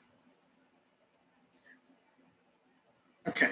Jamie, could we, if you look at that area just in the green, just to the right of the bottom right corner of the yellow district, so if we moved to the left of that highway into yellow and the rest of Antioch into green, what does that do for us? So to clarify, the question is about keeping Antioch whole in the green district and then pulling some of this area from the yellow district into the green district. From the green district into the yellow district. From the green district into the yellow district. Thank you. Yes. I'm gonna pick up these areas. I'm gonna add the census tract layer to the map. And I'm gonna make the census tract lines a little bit bigger so they're easier for us to see. And I'm going to start, and I'm gonna start adding census tracts. This pending changes box updates as we add area. So it's like it's live basically. So I'm just gonna, if we add this area, which splits this little place Knightson, this represents about 15,000 people. And if I remember correctly, we're looking for about 50,000 people. I don't know that we're looking for 50,000. We're looking for something. Maybe we are. If we're looking for around 50, then Brentwood would be it. Yeah. Yeah. Should we explore that? Sure. Well, can we go ahead and move the rest of Antioch into the green first? Absolutely. If that's our priority, and then let's try to balance that. And it's worth noting that at any stage in this, we can always undo these changes. Like you can commit a change and instantly go back to where you were or go back several stages. So, you have a lot of flexibility to play around and explore. Oops. And I'm just gonna quickly also add in these little pockets that Commissioner Yee brought to our attention quickly, and then zoom out so that we can see the impact. So now the percent deviation of the yellow district is negative 8.76%, and the percent deviation of the green district is 10.41%. And as Commissioner Kennedy noted, to even these out, we don't need exactly 51,200 some odd people, the way that, which is what it took to basically keep Antioch whole. I'm going to zoom back into this area in East Contra Costa County. And Commissioner Sinai suggested adding Brentwood into the yellow district. So I'm just going to pull those numbers up. And I'm going to add some of these census blocks so that that are currently in the green district, and move them to the yellow district so that we can really get a full sense of the impact in terms of population.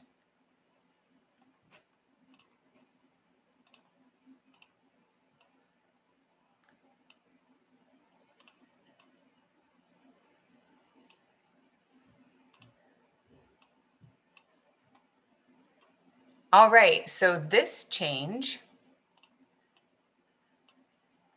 okay, I don't need to add all these.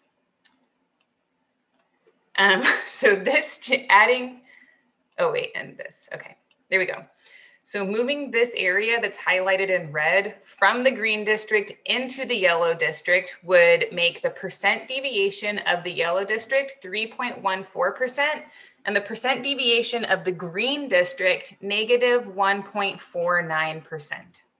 Would we like to commit to this change for this exercise? Yes.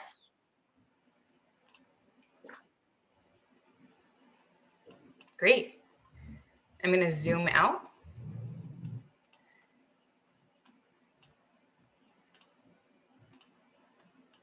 I have another question. I know we went into Brentwood, but another COI was that COI that was along the 680 corridor.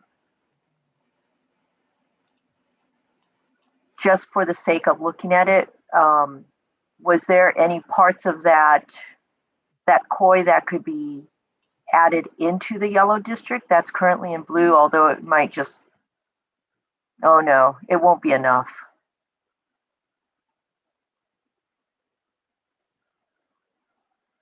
If this is something we'd like to explore, we can certainly do that now. No, it's okay. I'm just kind of looking at it. If you'd have to take that entire 680 corridor COI, except for San Ramon, I guess. Can you go back out again? I mean, go back in, sorry, the other way. No problem. Like if you were to take Danville and Diablo and maybe even Black Hawk.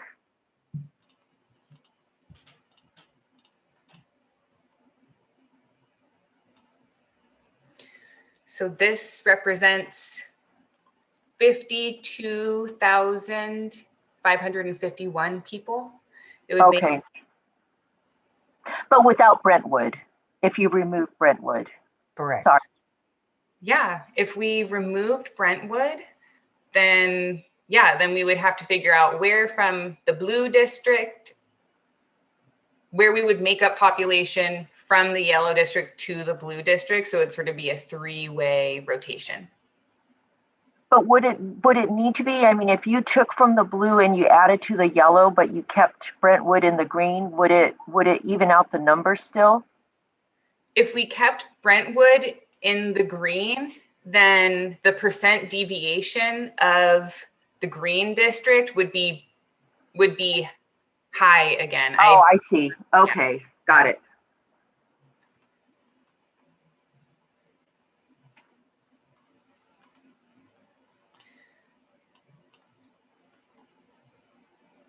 So is this a good time to overlay all the COIs again, just to double check them, or? Absolutely. Thanks for that suggestion.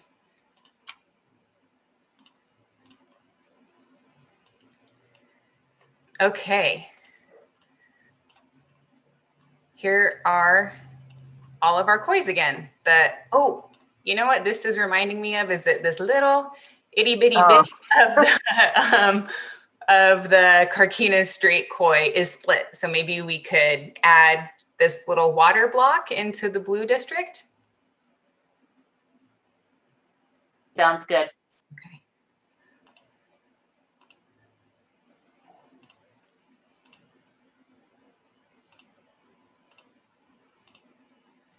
Oops. One moment, please.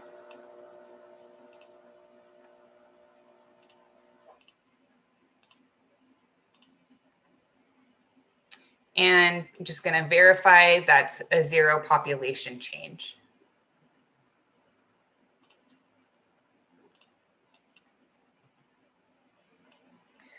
So now in our blue district, we have 2.07% deviation, and the fictitious coys of the sort of El Sobrante, Pinole, Hercules, Rodeo coy is intact. The Carquinez straight coy is also intact in the blue district. In the, I'm going to take some of the coys off because it's tricky to see. The 680 corridor fictitious coy is split for population purposes in this fictitious visualization.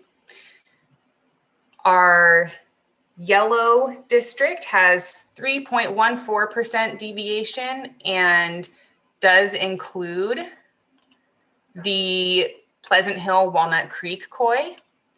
Additionally, the Mount Diablo Unified coy. Antioch, or excuse me, and now the city of Brentwood. This change made it so that Antioch could be whole and intact in the green district.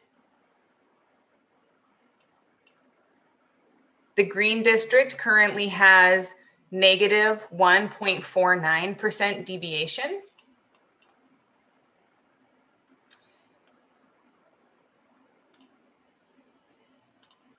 And the 99 East coy for population purposes is split.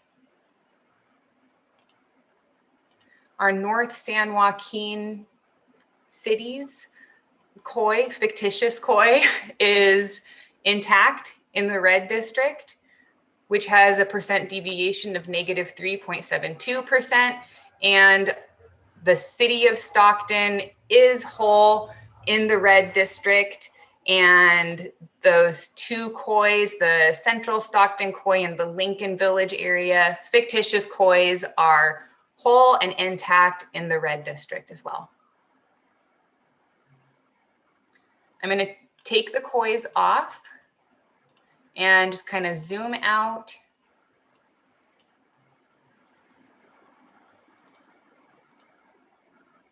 And appreciate the fine work of the commission.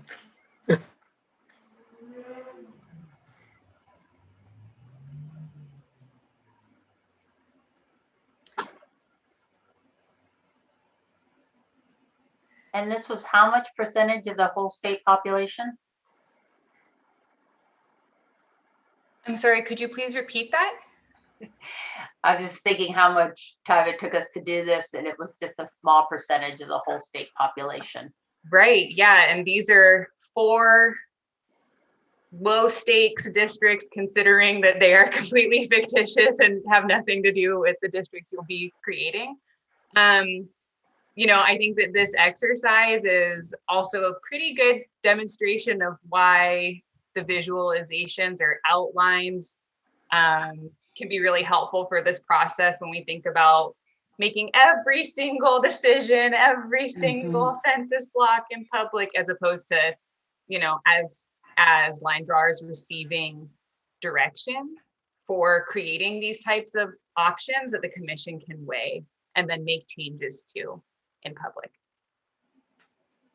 I think Jane, oh, sorry. Oh, it's Alicia. I think that, you know, going through this, it actually brings up, when I'm thinking about our public input meetings and everyone, you know, individuals have 2 minutes. And if the time it's going to take to actually, if they've submitted a COI, to bring it up versus drawing one there, I mean, that your 2 minutes are already up before you've been able to say anything. So I guess that's kind of what I'm thinking. If we try to do this live real time as they're giving us input, how much longer is that going to take?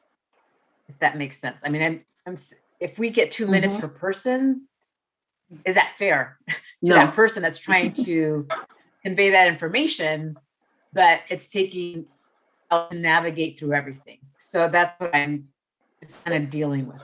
But this is similar to what we'll be doing with line drawing, not necessarily the COI input, right? I think that's well, correct. but they also mentioned if you've already given your COI, we'll bring it up. So I think maybe that's something as a commission we need to set the parameters as we move forward. Commissioners, if I may weigh in on this, and yes, of course, you have not yet figured out how you want your input meetings to be structured. I think what we're trying to let you know is that we have that option. For example, if you were to structure it such that we know what's coming. For example, if there is somebody who has signed up for a particular time to speak and they have submitted a community of interest, then we would be able to have that loaded already by the time that they're speaking, and we might be able to put that on the screen. You're absolutely right that creating a COI from scratch in a public input meeting would take too much time. What we could also do is pull up the general area that people are talking about so that the commissioners can take a look and just see the map. Perhaps not exactly where the COI is, but the general area, and perhaps ask a question of the person that is giving you input in case that input isn't completely clear. Like, for example, they talk about, like Jamie said earlier, they say the eastern part of this county. And you would have the opportunity, for a map drawer, for example, to pull into the map. You see the county, you see roughly the eastern area, but then you could say, okay, could you please be more specific about what you mean about the eastern area? And then we could clarify that so that we're not reading tea leaves afterwards. Jane here, could you then just quickly walk through, because say these pretend 4 districts are pretend assemblies. So next step would be to combine 2 and 2 to make 2, quote, Senate districts. And then how we look at the deviations of those. We just kind of, and the 2 different visualizations. If you kind of went visualization 1, you add blue, yellow to create a Senate district, that the percentage differences is X on visualization 2, because do we do that right after, or do we wait till all the assembly districts are drawn? So again, this is something that you'll have to figure out, and you'll have to figure this out with your council. I'd like to add to this conversation that you still, nesting, which is what you're referring to, Commissioner Anderson, is your lowest ranked criterion. And so in order to get to nesting, you first have to fulfill all the other ones. And that includes, again, criterion number 2, which is the Voting Rights Act, and then also, keeping cities and counties whole and so forth. Sometimes you can do things when you're drawing districts individually that you cannot do when you're just simply combining them, because you have a different focus. So again, channeling your Voting Rights Act council and having them present to make sure that you're not inadvertently violating the Voting Rights Act, because you may have a different way of keeping communities together in a Senate district versus an assembly district and so forth. But having said all of that, Jamie could probably tell you how to do nesting, but whether that is something that might actually work, that is a totally different question, even in this fictitious environment. The reason I want an example is because public has actually brought that up before. Well, it's really simple. You just do it this way. And if we could say, well, while it looks an actual example of, it looks really easy, but then you have to go back to all the other criteria. Like you put them together, great. Does population work? Great. Now let's look at VRA, and that might rip them right apart. And then, but without essentially even having an idea of what that might look like, because only until you walk through it, then people go, oh, okay, nesting is not easy. Right. I'll let Jamie speak to this. I don't know that she's set up to walk you through that particular example because I think that takes quite a bit of prep work to go through these examples. But I'll let Jamie talk about this. And again, as we've said before, there will be other trainings, other opportunities to look at the map. And this is certainly something that we could prepare for a future meeting with you. But Jamie, Yeah, sure. take it away. So right now the program is really set up to look towards, okay, what's our ideal population for each district, and setting it up to sort of have a different level of districts does take some background technical work that just in our time remaining, I'm not sure that we would really have the time to be able to sort of create that and then take a meaningful look. And that's certainly something that we can demo in the future with a little bit more time to set up. Got it. Thank you very much. Yeah, thank you.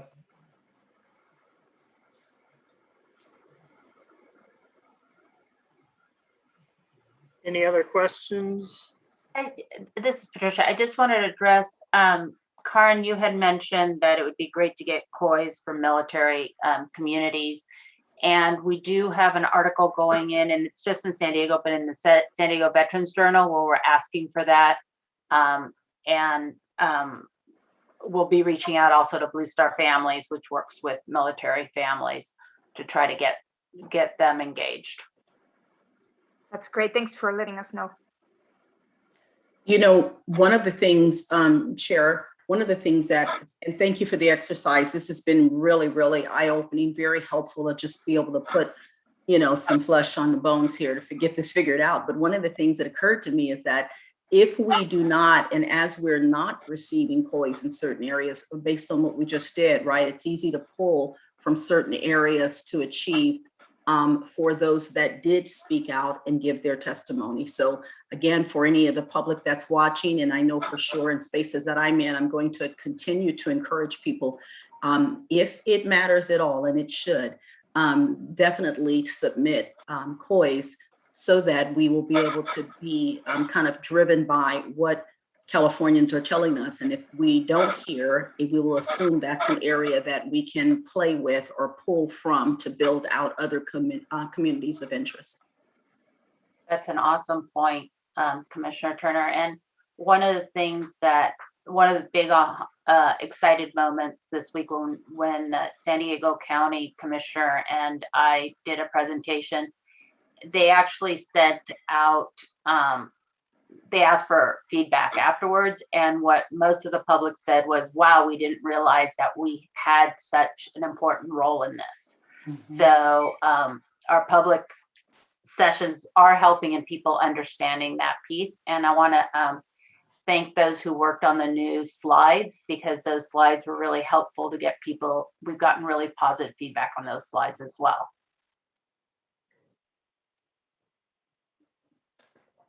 Yeah, I might add also to that, in terms of all the public, now it's very obvious how using that COI tool and getting your information in now before the census gets here is so valuable, and how it's going to be very difficult if we've never seen any of your information to then wait until the public input meetings to try to get them. You know, it's the earlier you get this in, the better. And if I can make a plug for our last public input design committee meeting, we spent a lot of time talking about how can we leverage our resources to collect more communities of interest and really get the community to know that we would love to see their community maps. I would recommend that all the commissioners kind of watch the meeting. It was really interesting, I thought it was fun. But we did do a lot of creative thinking around this. I think I also want to weigh in on this too, because I'm thinking about, like, you know, the example that we're using is a fairly, relatively speaking, dense area. But when we get into other population areas, like some of the rural areas where most likely district lines are going to be crossing county lines. I think that's where, to me, it seems like that communities of interest input is going to be really important too. Who do you want to be connected to so that it can help us understand those nuances? Because I mean, even just going through this kind of fictitious exercise, I was just thinking about like my reaction to like, yeah, let's try to keep these communities of interest as best as possible together, because this is the input that we're hearing from the people of California, and the more input we could get, the better our nuance will be in terms of making those fine, sometimes those fine line detail changes from, do we carve this out to do we carve some other place out to find this balance that we need to do. So I just want to add that as well too, that just because you may think, well, our district isn't going to change that much, actually it could, and that's where I think the communities of interest tools, and your input is going to be so important when it could span multiple counties. I have a question about process. This has all been super helpful, and it's really exciting all these months in to actually be, starting on this phase of the work. So I'm anticipating, our line drawers will be the ones using Maptitude. And it's not that, we don't anticipate commissioners at home playing around with Maptitude. I mean, I suppose that's an option, but. So a lot comes down to, okay, a lot's going to come down to us skillfully directing the line drawers, of course, on what options to create and the criteria for each of those options, right? But that even starts with the first, a first option to start off a discussion of a given area. So you came up with these 4 districts, roughly equal. And that started the conversation, but we would need to direct even the creation of those 4 initial options, right? And I guess, it'll become more obvious what the best way to proceed with that will be when we actually start doing it. But I'm just thinking, okay, how will this actually happen when we're actually drawing real maps? We'll have to describe those initial options to you. You'll create them, and then we'll skillfully discern from the COIs and the 6 criteria. Okay, draw us 3 options that involve Antioch this way, Antioch that way, so on, and then you'll go and do that, and we go from there. Am I thinking correctly about the process? Hi, Commissioner Yee. This is Karin. I think some of this will kind of organically, so to speak, come into play. I think we'll probably have conversations initially about where you want to start and what that area looks like, and explore some options together live and in public, and then you will get to this point where you say, okay, now we have 7 different ways that we could potentially go, and it is whatever 8 o'clock in the evening. So how about we'll have the line drawers pull an overnighter and map out some options so that we can take a look at those options, and you all can walk us through it. You all, meaning the line drawers, you can walk us through what you found, considering the submissions that we got, the particular COIs we just told you about, what the trade-offs are if we go one way or the other. And then we come back the next day, or a couple of days later, maybe after we've had a nap, and then we'll show you what the options are, and then you can discuss those and give further direction. And that's how I would see these things evolving. Also, again, channeling Voting Rights Council, looking forward to having them in the room, obviously. There may be some conversations at the very beginning with Voting Rights Council where we might get direction from you to just map some options for various areas in the states, and just say, hey, what could you do over here, considering, say, criterion number 4, whatever we know right now. Are there some options? Can you just map some things out? Is there only one way to draw a Section 2 district over here, or are there 2 or more ways? And we could come back then, and then you can have a more educated conversation. So essentially, these visualizations, they will come into play, I would say, at various points, and And I think you'll know when you need them and when you want them. Very good. Thank you. Thank you so much. I understand from, well, first of all, it's break time. So we're going to head out on a 15-minute break. I understand from Commissioner Anderson that our line drawing team will not be back with us after the break. So that's still the case? Yes, that was our understanding. That's okay with you? Very good. So we'll take a 15-minute break. We'll come back. I think it would be useful for us to talk a little bit more about how much more or how many more of these types of sessions we would like to have, the issues that we would like to focus on in some additional training workshops. Then we'll have time for public comment before we close. Chair, before the line drawers leave, can I just ask a quick clarification question of Karin? Karin, yes. So just my understanding, I guess, you're just showing us 4 different districts, potential blue, yellow, green, red, right? When we actually start the process, we're going to see all of the districts, and so, to Jamie's point earlier, we'll see all the implications of all the changes. If we make a change here, we'll see it for the whole entire state. Well, one district change is not necessarily going to affect the entire state. I think you're not going to be working on all districts at the same time. So it's probably going to be more regional, and then you'll see the regional effects. And, depending on, again, what your Voting Rights Act districts look like, because they will probably drive a lot of the map, you will see those areas. And, it's not like you have to draw a district. When you're drawing a district in Mendocino, you have to see what the effect is in Los Angeles. It is a little bit more constrained, even though in some areas that might actually happen, that there is an effect quite far away. So this is all relative, and we will pull up what you need, and you let us know if there is something else you need, and then we'll be able to respond. Great, thank you. Okay. Very good. Thank you so much to our line drawing team for being with us today. Let's come back at 1:35. And as I say, let's think about what we would like to see in some future training workshops before we take public comment and close for the day. Thank you, everyone. Thank you. Thank you. Thank you. Welcome back from the break. Thank you, everyone, for being with us today. This is also a bit of an experiment, having something on a Saturday. So we would be very interested in feedback from folks as to how this worked for them.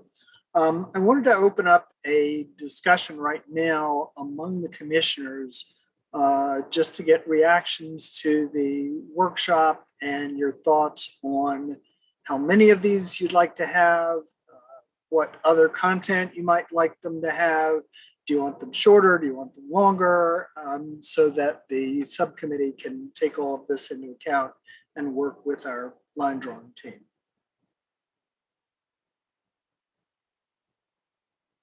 Commissioner Turner. Thank you.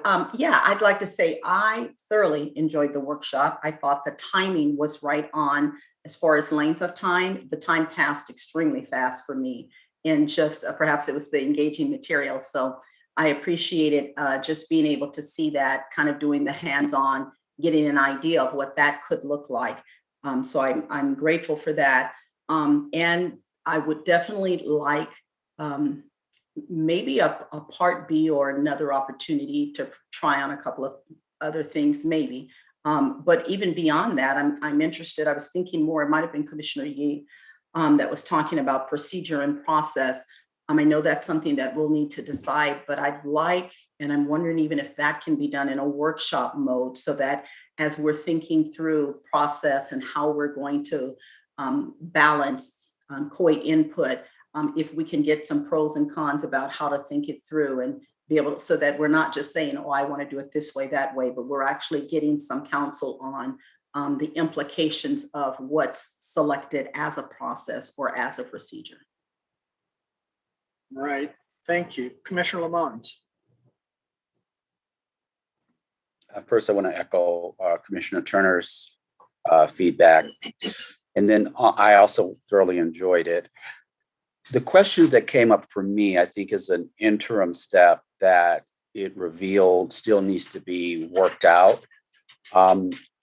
Just looking at how long things took with the, one moment.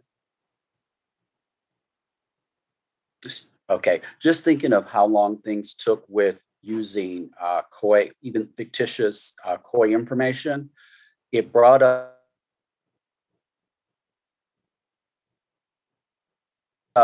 how long things would take. So this brings us to that step with our data managers and that whole aspect that we're developing. But I thought this was informative to really begin to give shape to that process, because I think that for at least my initial thought is for efficiency, we're going to have some kind of mechanism to translate non-COI submitted communities of interest input into that format to help make this process go a lot more efficiently. Also, I thought what stood out, which was great, is also understanding the criterion. Like, for example, when she talked about keeping a particular city together, well, that is met by a certain criteria. So when that feedback comes in, it's coded. So that may not be something that needs to rise to. And then finally, I made a note, where do we give the submitter a communication loop? So let's say, for example, someone submits a COI that breaks up a census block or breaks up something in a way that where the COI tool restricts them and doesn't allow them to do that, like a handwritten document wouldn't offer those same restrictions. So how could we pre-analyze that content, and then it may be two options, or it could be 200 options that the person's submission could really fall into? How do they let us know which one works for them? Like, what gets to their intention? So those were some of the things that came up for me as it relates to our preparation to get into the more nitty-gritty process that we began to experience a little bit today. So it was helpful in understanding, it was helpful in eliminating gaps, it was helpful all the way around.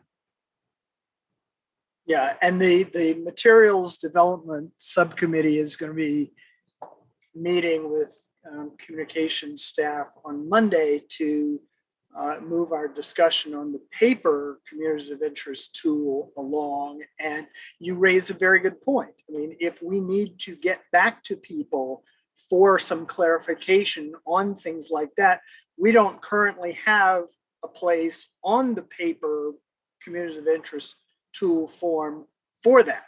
We don't want to make it mandatory, but we could at least add something saying, if we need to get back to you for further clarification, here's a space that you can provide your contact information so that we can do that. So that was a very helpful point. Commissioner Vasquez. Yes, thank you. Apologies for my tardiness today's meeting, but I was able to jump in, and this was incredibly helpful, even what I was able to see. Speaking of communications, I did just want to lift up that I think Commissioner Turner's points to the public about the need to get communities of interest submitted soon was put very well and very succinctly, sort of summarized, I think, an important community takeaway for today's meeting that I really just wanted to lift up to Director Ceja about, maybe we can lift those quotes, or I just think it's so important that we get the message out there that like communities of interest need to be submitted soon, because that is how our process is going to be made much more effective and efficient. And I think Commissioner Turner put it better than I'm trying to put it now. So just wanted to lift that up in terms of our communications. And I think Commissioner Akutagawa and I will be in touch with the statewide database folks to follow up on the heat map that we've been talking about. We want to make sure that we have a visual display that shows people where we're getting input, communities of interest input from, so that if people see that there's not much coming in as far as community of interest input from their area, they can activate and start getting that into us. So yes, thank you for that. Commissioner Sinai and then Commissioner Fernandez. Thank you. This was great, and it was helpful to start thinking a few pieces through. At our meeting last Wednesday, the design working group, Maldiv had explained that for the Unity maps, they walked into the room kind of and created criteria around competing communities of interest and how they were going to look at some of that. And we did say we would like to learn more from them on that later. The meeting on Wednesday was really to look at how do we create a COI blitz, is what I've been calling it, but really getting out there and in as many different ways as possible, leveraging. And today kind of confirmed what we were feeling, that we really do need, the COIs are really important, and letting communities start organizing and talking about it and submitting them is, and helping them understand how to submit it is important. I did speak to the statewide database ahead of time, just so that everybody knows they're not really doing trainings around the tool. And so that, the groups that are doing trainings right now around how to collect community maps and such are the groups, that are part of the coalition, that, Maldiv, the Black Hub, etc.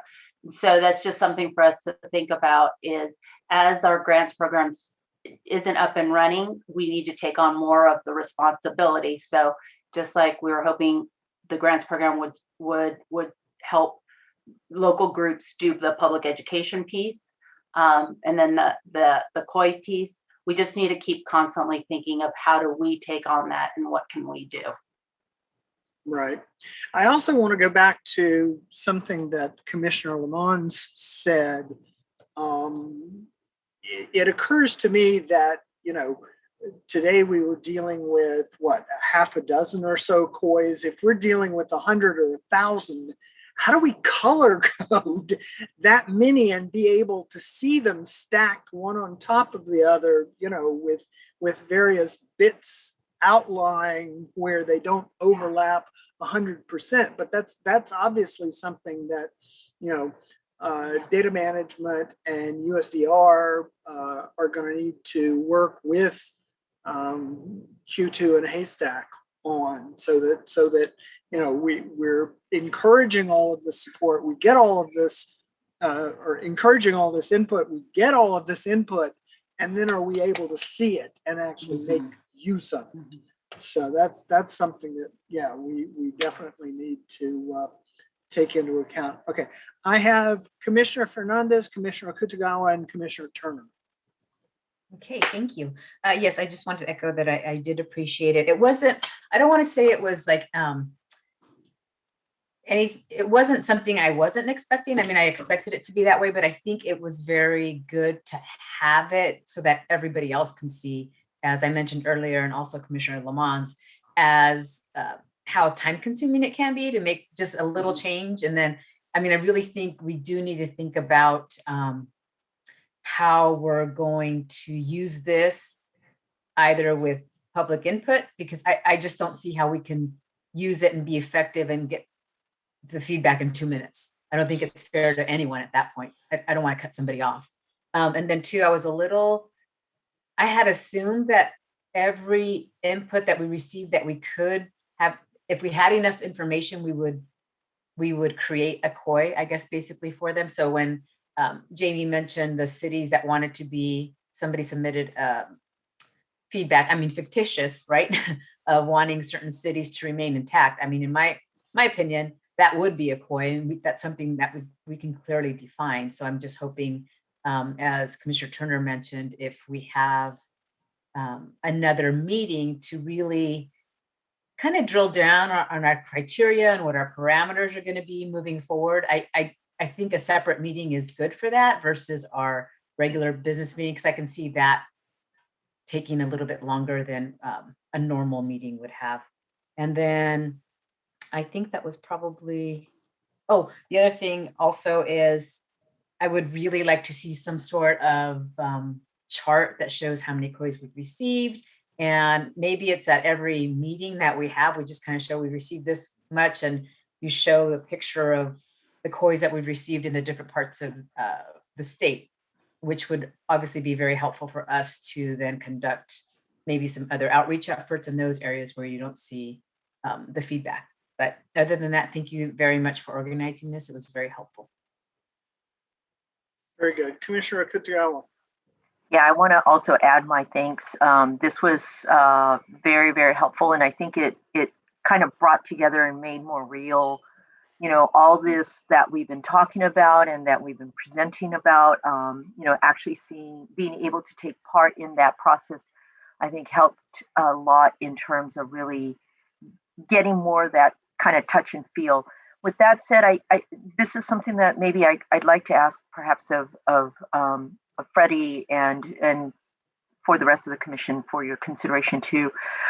I thought this was so helpful that this is something that could also be helpful from a public education point of view, like maybe a part 2 to the redistricting basics. I think if people saw this, I think it would help make more sense about what we're saying about why we want the communities of interest input.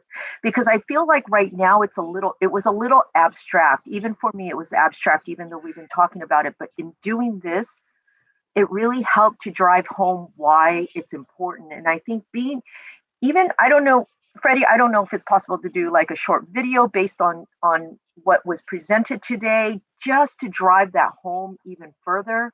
Does it also make sense to create a redistricting basics part 2 that we could go back out to some of the groups that we already presented to say, this is why your public input, the communities of interest input is so important.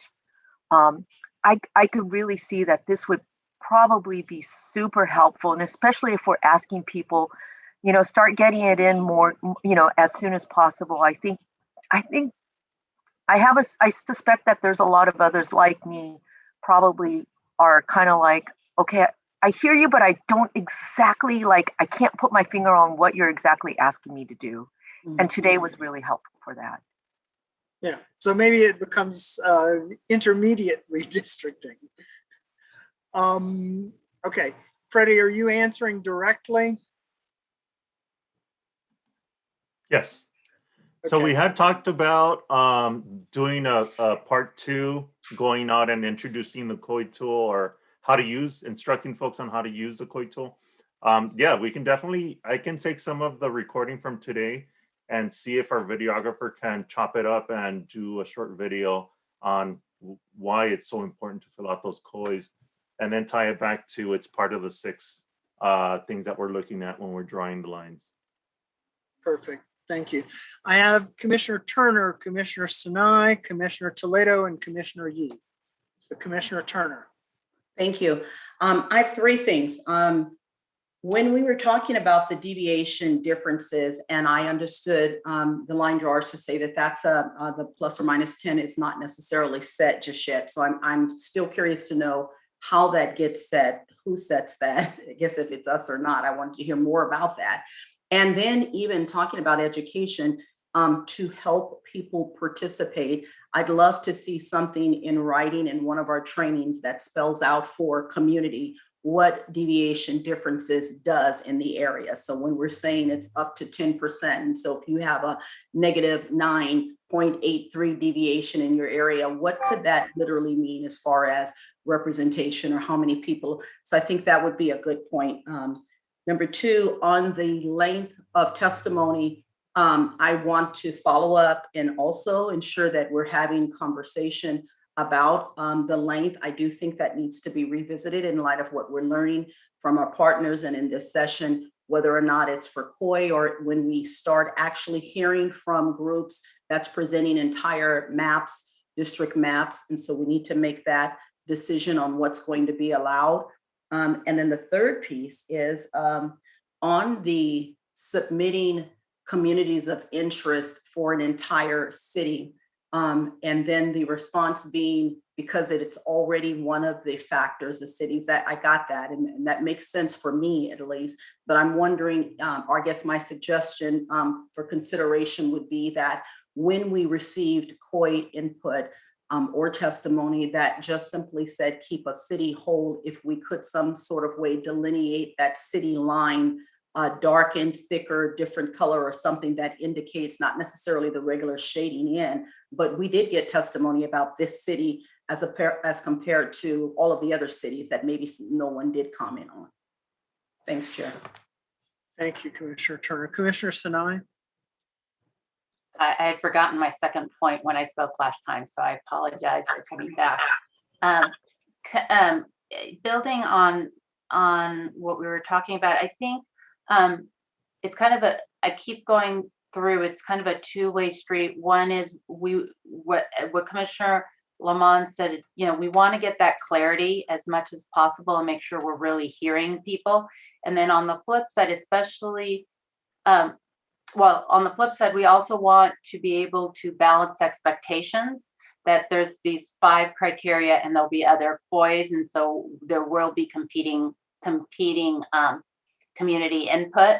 And so I'm not sure how to do that either, on the paper as well as on others, but that conversation of kind of going back and forth. And I think that comes up, as Commissioner Turner was saying, if we do public education and we can show that, create where this one didn't have competing communities of interest, but we can create so that we can show, well, there's two, there will be times when people compete. They do want to be part of the same city, and others may say, no, we'd rather be with this other, this other way. So that was just one point that was coming up on how we do that. And then the other is, is just confirmation if maybe the COI subcommittee, COI tool subcommittee can confirm or bring back to us, what is the message that's going to individuals who submit the COI tool? They get an email with their maps and the other piece. But what does that email say? And I think that's important. For me, I keep hoping that it's saying, please submit it locally to your local redistricting. Thank you, and tell a friend so that they'll get involved as well. But I realize I don't know what it's saying. And so if we can just confirm what's the message, because I think that's a really critical piece as well. Very good. Thank you. Commissioner Yee.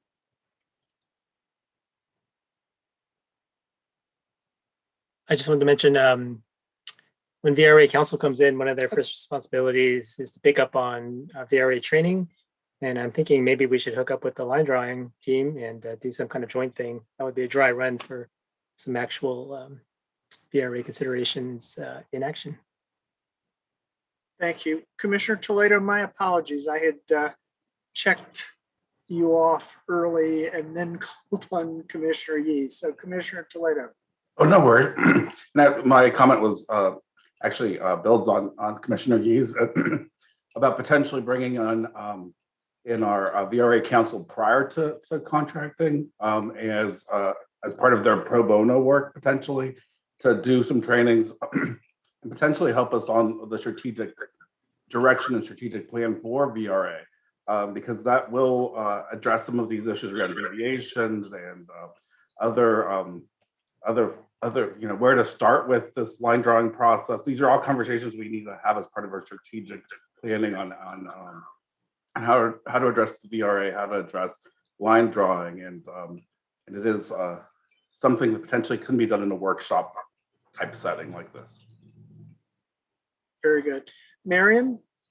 Hi, just to answer Commissioner Turner's question about population equality, there's no magic number. What your constitutional provisions say is that congressional districts shall achieve population equality as nearly as is practicable.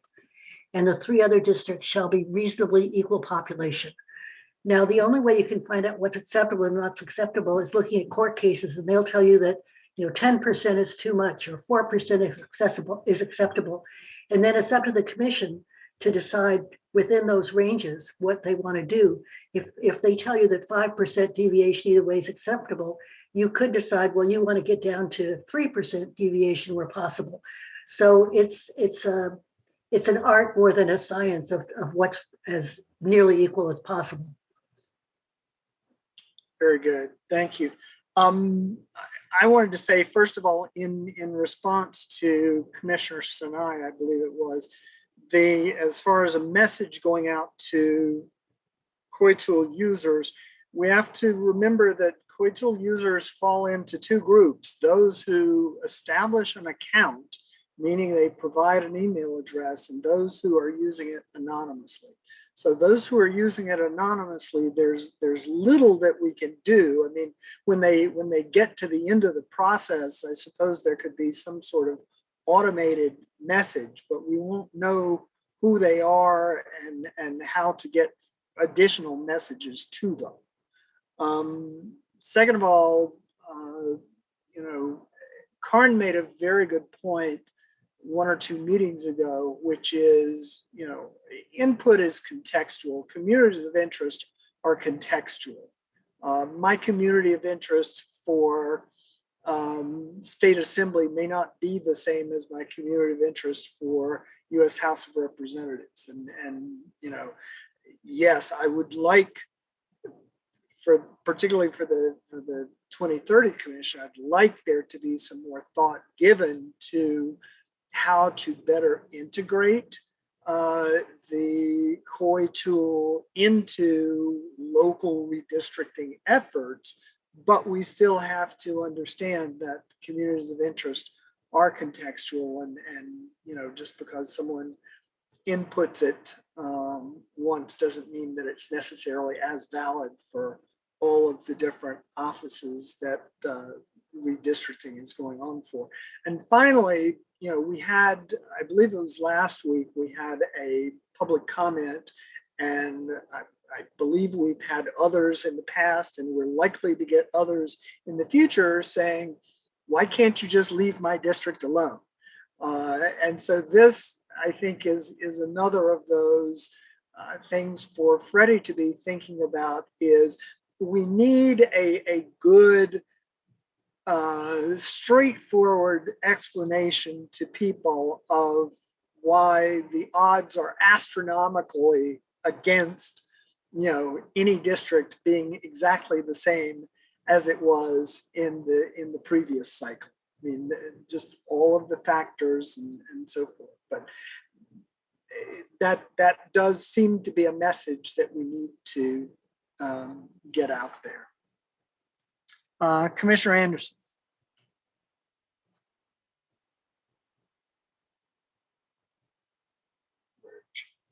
You're on mute.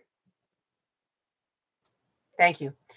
For everyone listening, the population deviation is something, as Marion just described. There are a couple of criteria. It is actually up to the commission. We received in our training a very good presentation from Justin Levitt, who went into the particulars of this, what was done before, what could be done, where those criteria can come from. That's a video we'd love to grab and do possibly as either in a workshop or during one of our regular meetings, if we can condense it, because it's a small section. So that's something that the subcommittee will certainly look into. And I think that might be the easiest way to go over some of this criteria. So that's why I'm bringing that forth. Very good. I'm not seeing any more hands at the moment, so I'll go ahead and ask Katie to call for public comment. If any of the commissioners does have further comment, I'll keep my running list and we can intersperse perhaps public comment and further comment from commissioners. So Katie. Sounds like a plan. Okay, in order to maximize transparency and public participation in our process, the commissioners will be taking public comment by phone. To call in, dial the telephone number provided on the live stream feed. It is 877-853-5247. When prompted to enter the meeting ID number provided on the live stream feed, it is 945-8164-0542 for this meeting. When prompted to enter a participant ID, simply press the pound key. Once you have dialed in, you'll be placed in a queue. To indicate you wish to comment, please press *9. This will raise your hand for the moderator. When it is your turn to speak, you will hear a message that says the host would like you to talk and to press *6 to speak. If you would like to give your name, please state and spell it for the record. You are not required to provide your name to give public comment. Please make sure to mute your computer or live stream audio to prevent any feedback or distortion during your call. Once you are waiting in the queue, be alert for when it is your turn to speak. And again, please turn down the live stream volume. And for those that calling in, if you could please press *9 to raise your hand, indicating you wish to speak. It would be very helpful for the moderator. Thank you. Chair, we do have someone in the queue, and I will open the line for them. Thank you.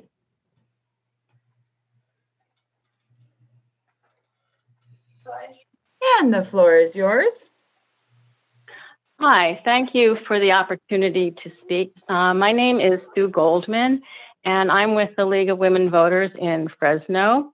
And I found this meeting very informative, so thank you for having that open to the public. My concern has to do with process. During the last meeting, the last census and redistricting commission, the San Joaquin Valley was not represented on the redistricting commission. And as a result,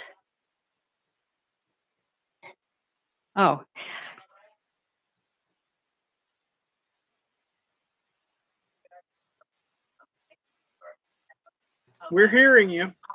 Hello? Oh, okay. I'm hearing it. Yeah, I didn't mute my computer and I'm in a different room now. The concern was that on the last redistricting commission, there were no representatives from the San Joaquin Valley. And as a result, the congressional districts were very strangely drawn, based solely on population with nothing in regards to communities of interest.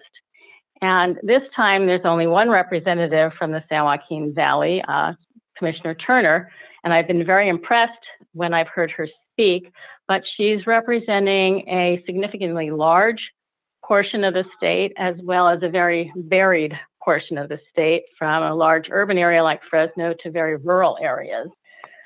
We do plan on submitting a community of interest form on the website, but we just want to make sure that this time the communities of interest in this area are given the appropriate level of focus, unlike last time.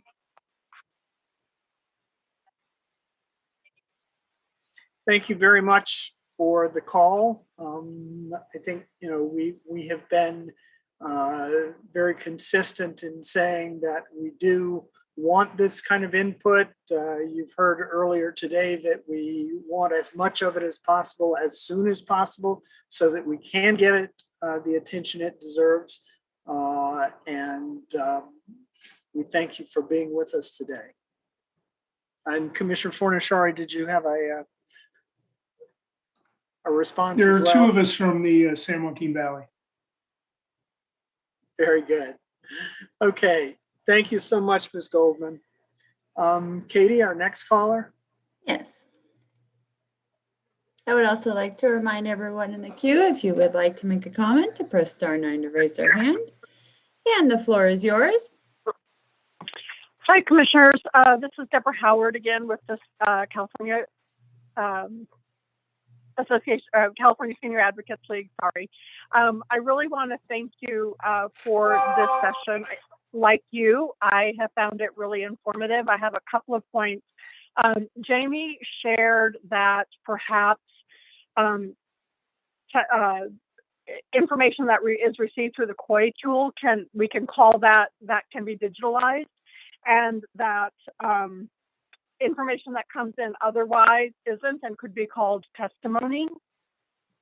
I think it was Commissioner Sinay who talked about that, who talked about having a shared language.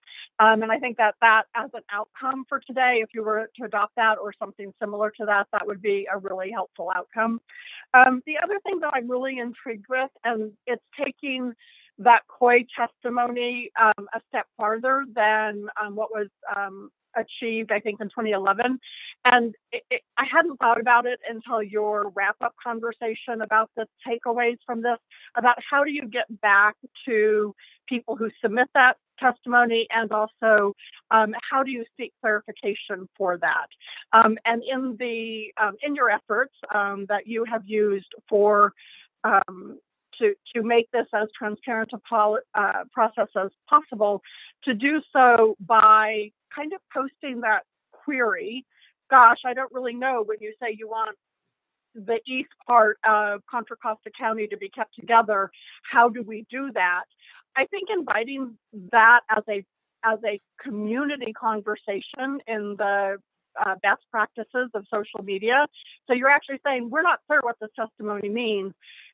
Asking not just the person who submitted that, but perhaps everybody who's interested in the east part of Contra Costa County. I see that as an opportunity to engage more people in the process and to answer the question, what does it mean to me and why should I care? And the last thing is just an aside, and I hesitate to bring it up because you all are so accomplished and focused, and you're really wrapping your arms around this, and you're working so hard to make the process as streamlined and to make as much sense as possible. But really, honest and truly, it's not going to be efficient, because efficiency is not what you get when you have 14 people from all over the state asking for thousands of bits of information from the public to your process. So be gentle with yourself, I think, when it isn't efficient, because I think that's a really hard goal to obtain. And I heard that come up a couple of times in your conversation. So those are my comments. I think I'm over time. I appreciate your attention. Thank you so much. Thank you, Ms. Howard. We appreciate your ongoing input into the process. We do have one more person in the queue, but they have not chose to raise their hand. If they do wish to comment, oh, there's their hand. There it is. All right, I will open the line.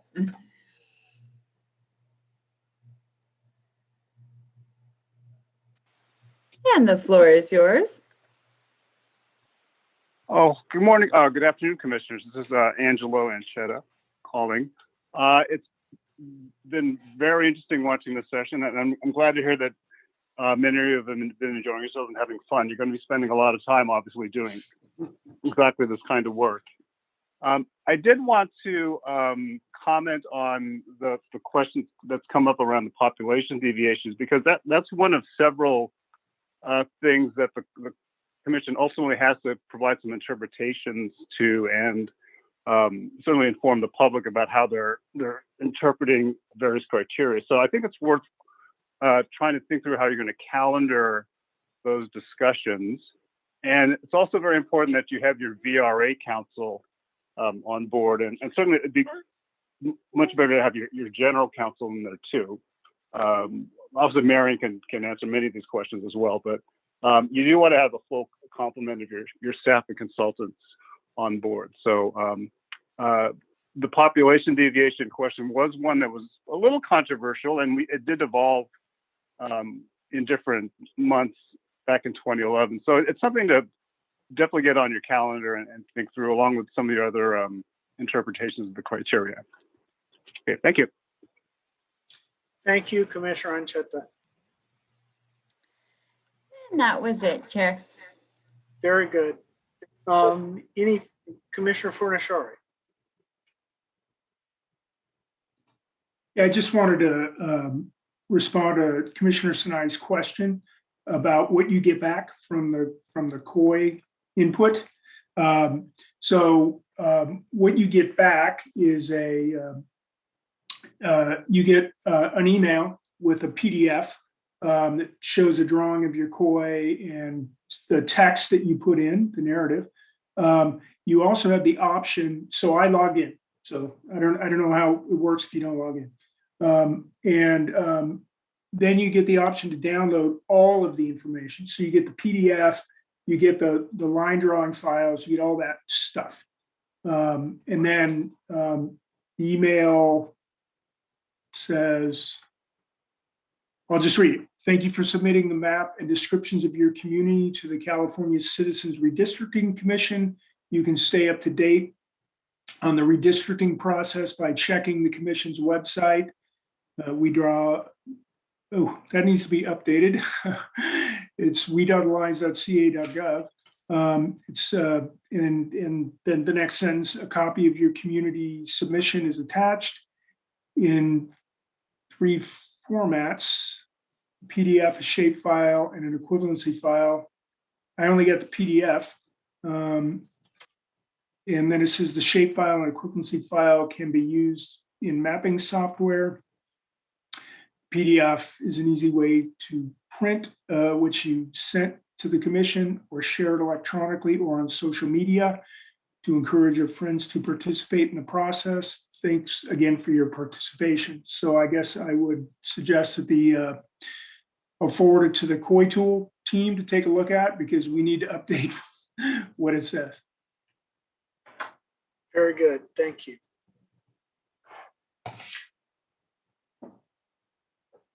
Other Commissioner Fernandez. Just want to remind everyone, if we do want to do another workshop with VRA or line drawing or combination, if you can please go into the Google Map, into our Google Drive Word document and add that for future meetings, just so that we have it there. Not for the upcoming 26, that's pretty full, but beyond that, just so that we get it calendared so that we don't lose that. Thanks.